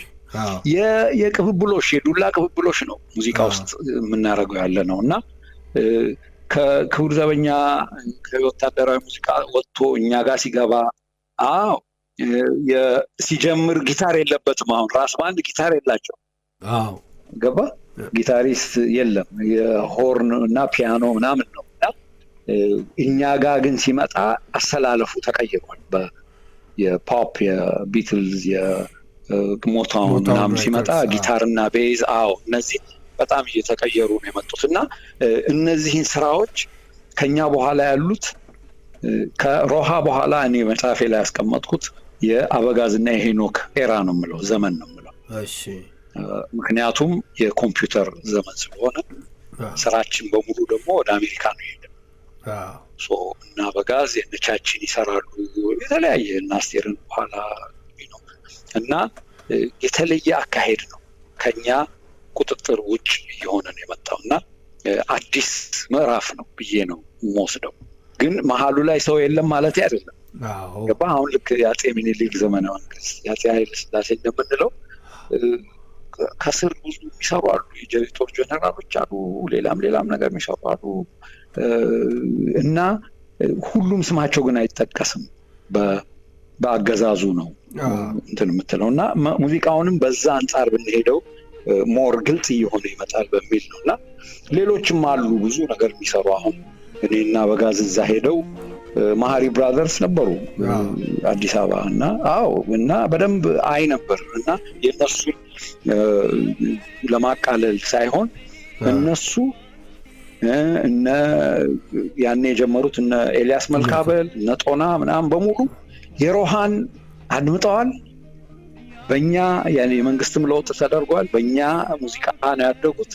ግን የኮምፒውተር ኤጅ ሲመጣ ደግሞ የእነ አበጋዝን ተጨማሪ እውቀት ነው የወሰዱት። ሰው በየቤቱ ላፕታፕ አድርጎ መቅረጽ የሚመጣው ከዛ በኋላ ነው እና እኛ በዘመን ከፋፍዬ ያስቀመጥኩት ለዚህ ነው እና ቅብብሎሽ ነው። ቅብብሎሽ ከነ አበጋዝ ከኛ ሲቀበሉ ከነ አበጋዝ ደግሞ እነሱ ሲቀበሉ እነ ሄኖክ እነ አበጋዝ የሰሩት ስራ ቀላል አይመስልም። ባልኖርም ከሚሌኒየም በኋላ እዛ ይመተው የሰሩት ስራ ተአምር ነው እና እውነት ያ ነገር ትልቅ ደረጃ ያደርሰናል አላውቅም። ምክንያቱም ገንዘብ ይጠይቃል። ሀብታም ስልህ ሙዚቃው ላይ የሚያተኩር አርቱ ላይ የሚያተኩር ፓትሮን ይሉታል በእንግሊዝኛ። አንድ ፓትሮን ያስፈልጋል እና ያኔ እንዲሁ ለመጥቀስ የአላሙዲ መኖር እና አበጋዝ ያ ሁኔታ ብዙ ለውጥ እንዳመጣ ይታየኛል። ያ ደግሞ ፋይናንሻሊ አንዳንዴ ያለ ለውጥ ሲያመጣ ያ ሁሉ ሲየቀረ ሲሄድ ደግሞ ያለው ትግል ይታየኛል። ገባ እና ሸራተንን የሚያክል ሚሊኒየም አዳራሽን የሚያክል የትኛው መንግስት ነው ሴናሪዮ መፍጠሩ ራሱ እንደዚህ ታዲያ እንደ ቀላል ነገር አይደለም። ይሄ ሀቅ መናገሩ ጥሩ ነው እና ሌላው ሌላ ነው። ጀነራላይዝ ማድረግ የለብንም። ግን ሙዚቃን በተመለከተ ነው የሚታየኝና ያ አቅጣጫ ጠቀመን ወይስ ብዙ ጥናት የሚያስፈልገው ነው? እኔ አሁን ተነስቼ ስለሱ ማወራው ነገር የለኝም። ከሙያ አጋሮች ጋር ሆነው የተማሩ የሙዚቃው ላይ ማተኮር የሚፈልጉ ጥናት ማተኮር አብረን ሆነን ይሄን ነገር ትክክለኛ አቅጣጫ ማስያዝ ብንችል ደስ ይለኛል። ምክንያቱም ሲመጣ እንዳያመልጠን ማለት ነው። ያ ድል ሌላ ቀን ቢመጣ ተዘጋጅቶ መጠበቅ ነው። አዎ ስንት ብር ነው የጠፋው? አላሙዲ ያወጣው ስንት ብር ጠፍቷል? ቤት መሬት ተገዝቶ ቢሆን ኖሮ ቤት ሰርተው ቤቱ ፎቁ ቢሮዎች ይሆናሉ፣ ይከራያሉ። ቤዝመንቱን ትልቅ ስቱዲዮ ታደርገዋለህ። ካፍቴሪያ ይኖራል። የድሮ ሙዚቀኞች ነው በጣም የሚቸገሩ ሙዚቀኞችን ያለ በፋይናንሻልም ሊሆን ይችላል በጤንነትም እነሱ የሚውልበት ቦታ ይደረጋል። ሐኪም በሳምንት አንዴ በሁለት ሳምንት አንዴ ብናነጋግር በነፃ ነው መጥቶ የሚሰራው ሐኪም። ነርሶች ቢመጡ እና ሙዚቀኛውን በጤናም በኩል በሌላም በኩል የምንረዳዳበት መንገድ ይኖራል ብዬ አስባለሁ። ግን ይሄ ጫፉ ድንገር ብዬ ነው እንጂ በጣም ትልቅ ስራ ነው። አንድ ሰው የሚሰራውም አይደለም።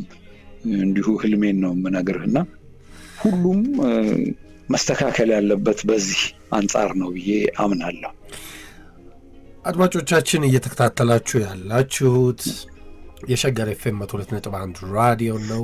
ዛሬ ፕሮግራማችንን ከአዲስ አበባ ወደ ዋሽንግተን ዲሲ ወስደን ከዋሽንግተን ዲሲ ደግሞ ታላቁን ጊታሪስት ለብዙዎች መነቃቃትን መነሳሳትን ጊታሪስት ለመሆን ምክንያት የሆነውና በኢትዮጵያ የሙዚቃ ጨዋወት የራሱ የሆነ አሻራ አሳርፈዋል ከሚባሉት ታላላቅ ሙዚቀኞቻችን መካከል አንዱ የሆነውን የብላክ ሶል ባንድ፣ የአይቤክስ ባንድ እንዲሁም የሮሃ ባንድ፣ የቶማስ ዶንከር ባንድ እና የሰላሚኖ ትሪዮ ባንድ አባል ጊታሪስት ሙዚቃ አቀናባሪ ሰላም ስዩምን ነው እያወያየ ነው።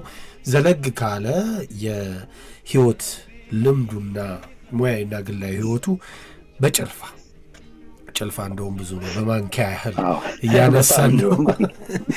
ስለዚህ ሰላምን አስቸግረዋለሁ። የሚቀጥለውን ሳምንት ከእናንተ ጋር የእናንተን ጥያቄዎች በጣም የሚገራርሙ ጥያቄዎችን ኮምፓይል አድርጌያለሁ አዘጋጅቻለሁ። እሱንም አቀርባለሁ። ግን እንደው ሰላምንም ጉሮሮንም በውሃ ረጠብ እንዲያደርግ አንድ ሙዚቃ ቅድም 3 ሙዚቃዎችን ባጫውት ደስ እንደሚልህ ነግረኸኛል ቀድሜ ስዘጋጅ ነው። አንደኛው አቤት አቤት የመሐሙድ አለ ከቶማስ ዶንከር ባንድ ጋር የሰራችሁት እሱ ላይ ናቲማን። ከዛ ደግሞ ዋርሻንት አለ ቶማስ ዶንከር ኢትዮጵያን ዋርሻንት አለ ቶማስ ዶንከር ጋር የሰራችሁት። ከዛ ደግሞ ፒስ ኢዝ ኖት አ ፊክሽን የሚል አለ እዚህም ላይ ተሳትፈሃል። የትኛውን ላስቀምጥ ውሃ እስክጠጣ ድረስ? አቤት ጉራጌ የሚለው ያው እኔ መሐሙድና ቶማስ ነው የጻፍነው። ደመቅ ያለ ሙዚቃ ነው። ወደ በኋላ ቢሆን ይሻላል። እሺ አላውቅም። ግን አሁን ፒስ ኢዝ ኖት ፊክሽን ፒስ ኢዝ ኖት ፊክሽን እንዴት ተሰራ ንገረንና። ስለ ሰላም ነው የሚያወራው እና የሶንግ ራይተር ቶማስ ዶንከር ነው እና እኔ አማካሪ ነኝ። ሁለተኛ የአማርኛ ቅኝቶችን የአማርኛ ዘፋኞችን እያመጣው ከሱ ጋር እያዋሃድን ነበር የምንቀርጸውና እቺኛዋም ከነሱ ውስጥ አንዷ ነች። ስለዚህ አይ ቲንክ በአንድ ወቅት ጃንሆይ የተናገሩት ስፒች አለ መሰለኝ። ያንን ነው እንግሊዝኛ ተርጉመን እንዲመች አድርገን በአማርኛ የኔ ድምጽ ነው እዛ የምትሰማው። በጣም ጥሩ። እሱ በእንግሊዝኛ ይለዋል፣ እኔ በአማርኛ ነው የምለውና ከዛ መጨረሻ ላይ ያለችዋን የጊታር ሶሎ ደግሞ ሐሳቤ ምንድን ነበር? ሲጀምር በአንቺ ሆዬ ነው። ከዛ በኋላ ወደ ብሉዝ ገባና ከዛ በትዝታ ማይነር ነው የምጨርሰውና ምናልባት ኢንትረስቲንግ ሊሆን ይችላል። እንዲሁ ውስጤ የማስበው ምን እንደሆነ እንዲያውቁዬ ነው። በጣም አመሰግናለሁ። ስለዚህ በዚሁ ካነሳ ነው አይቀር ስለ ቶማስ ዶንከር ትንሽ ንገረኝ። ከጂጂ ጋር ሰርቷል፣ ከአንተ ጋር ይሰራል፣ አንተ አማካሪው ነህ። ከቤላዙዌል ጋር ሰርቷል።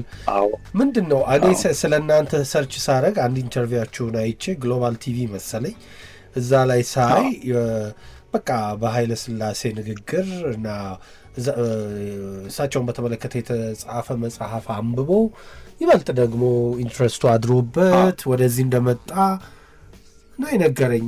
የማን የሰማሁት እና እስቲ ትንሽ ንገረኝ። ምንድን ነው መሰለ እሱ ቶማስ ዶንከር እንግዲህ ከእስራኤላውያን ጋር ግንኙነት አለው እና ሁለት ሰዎች ወንድማማቾች ነበሩ ኒውዮርክ እና አንደኛው ፖኤት ነው እና የጻፈው ፓወር ኦፍ ዘ ትሪኒቲ ብሎ ከ40 ዓመት በፊት ምን ማለት ነው ፓወር ኦፍ ዘ ትሪኒቲ የሥላሴ ኃይል ማለት ነው የሥላሴ ኃይል ለማለት ነው ፓወር ኦፍ ዘ ትሪኒቲ እሱን ፕሮጀክት ሰውየው ይጀምርና በመሃሉ ምንም ሳይሳካለት ከዚህ ዓለም በሞት ይለያል እና ያንን ስራ ቤት አስቀምጦት ነበር አሁን ይሄ ቶማስ ዶንከር ጥሩ ግንኙነት ስላለው ከብዙዎቹ ጋር ይጠይቁታል ይሄ ነገር የአባታችንን ስራ ህያው ማድረግ እንፈልጋለን እና እንዴት ነው እስኪ ሙዚቃ የሚጫወት ሰው ቢኖር እና የኢትዮጵያ ደግሞ ስለ ኢትዮጵያ ትንሽ ዕውቀት የሙዚቃውም ይሁን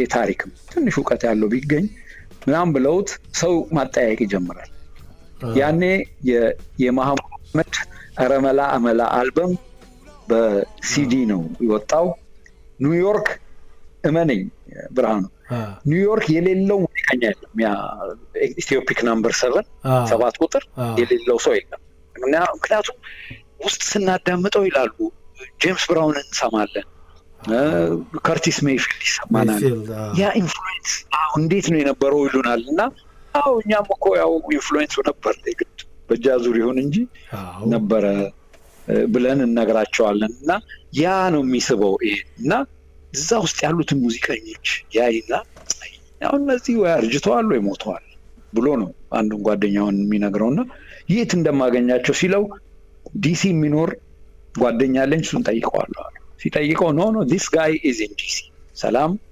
ስዩም is in DC እሱን አግኘው ከዛ ቢላዞልን ሲጠይቀው በቃ ሄዳ አግኘው ይለዋል ቢላዞል ከዛ ስልክ ይደወልልኛል እና መምጣቴ ነው አለኝ አሁን የማህሙድ ስራ አለች አንድ የአንቺ ሆዬ ቅኝት ይሄ ኢትዮፒክ ናምበር 7 ውስጥ ምንድነው በምን ሰበብ ልጥላሽ የጊታር አመታቱ ራሱ የተለየ ነውና ቅኝቱ የተለየ ስለሆነበት ይሄን አንተን የሰራኸው አለ አልኩት ጊታሬን ጊታሬን ይመጣለሁ ዲሲ እንገናኛለን መጣ በኋላ አሰማሁት እና እውነቴን ነው የምልህ አለቀሰ በቃ ልክ ታላቅ ወንድም እንደዛ አይነት ነገር ስሜት ነውና ወይኔ ያለ በቃ አሁን ምን እናድርግ እንደዚህ ሐሳብ አለኛል እና ታሪክ የሚያውቁ ትንሽ ሰዎች ብትፈልግልኝ አለኝ እኔም ታሪክ ተመራቂ ነኝ ይሄን ያህል አዋቂ ነኝ አይደለም ግን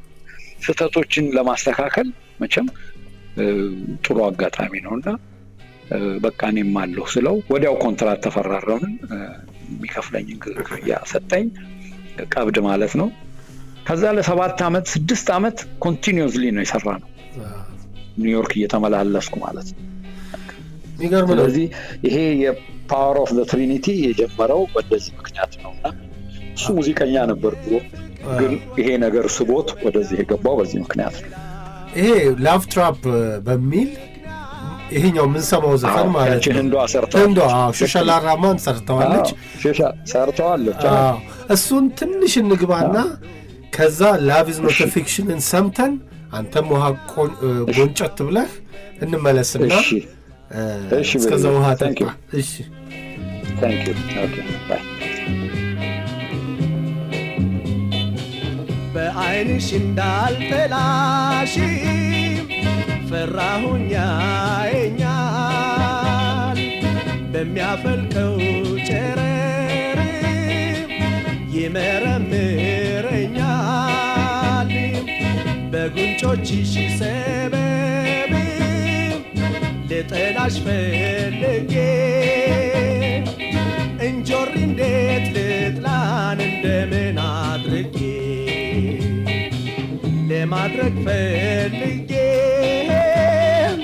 ጥርስሽ ምክንያት ወተት መሰለብኝ ነጣብኝ በማለት ይህም ሰበብ አይሆንም ልጠላሽ አቃተኝ ወተት እንዴት ልጥላ ልጅነቴም ያለ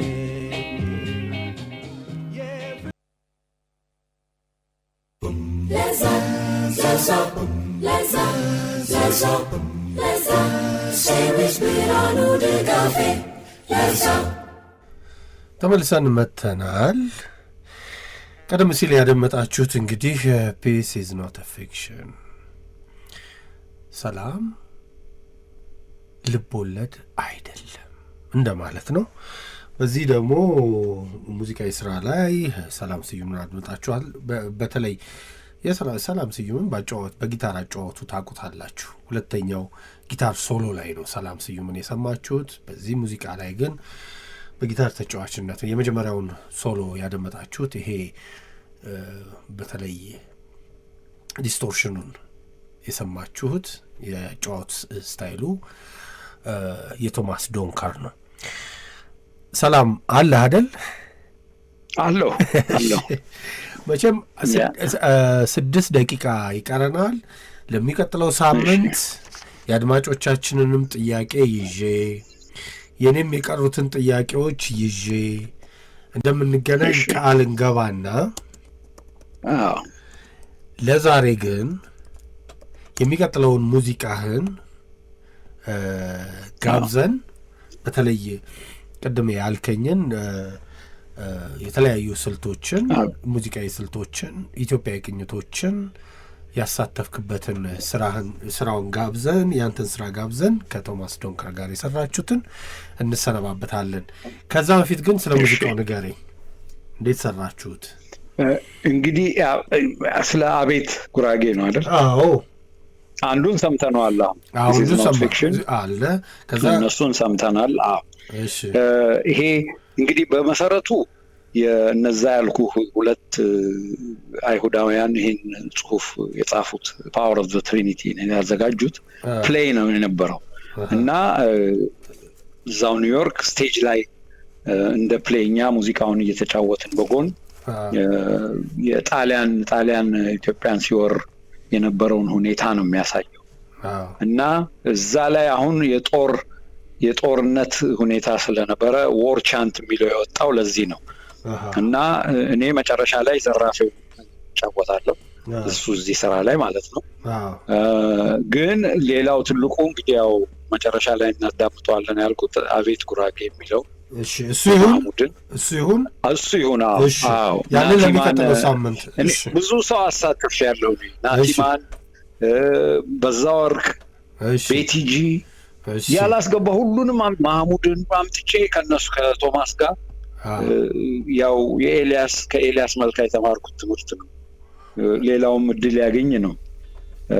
ምክንያቱም ያንተን ብቻ ማድረግ የለብህም። ብቻህን ሮጠህ ብቻህን ማሸነፍ ትርጉም የለው እና ያንን እንድታውቅልኝ ብዬ ነው እና አድማጮቻችንም እንዲሰሙት። እሺ ሰላም፣ እግዚአብሔር ያክብርልኝ፣ እድሜ ጤና ይስጥህ፣ ረጅም እድሜ ይስጥህ። የሚቀጥለው ሳምንትም ደግሞ እሺ ስላልከኝ እግዚአብሔር እሺ ይበልህ። በጣም አመሰግናለሁ። አሜን አሜን። እግዚአብሔር ይስጥልኝ። በጣም አመሰግናለሁ። አድማጮቻችንን ሁሉንም ሰላም በልልኝ። እንግዲህ እሺ ውጭም እኔም ሰላም እያልኳቸው ነው። ውጭ የምታገኛቸውን አንተ አትርሳ። እሺ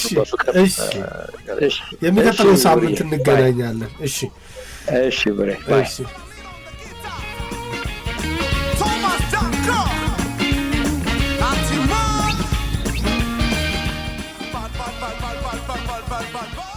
የሚቀጥለው ሳምንት ከሰላም ጋር እንደ እግዚአብሔር ፍቃድ መልሰን እንገናኛለን። ብርሃኑ ድጋፍ የነበርኩ። የሸገር ውብ ዝግጅቶች እስከ ሌሊቱ 7 ሰዓት ድረስ ይቀጥላሉ። ሰዓዳ ፈንዲን ከስር ተፍ እያለች ሙዚቃዎቹን ከሰላም አፍ እየተቀበለች ስትጋብዝልን ነበር። እግዚአብሔር ያክብርልኝ።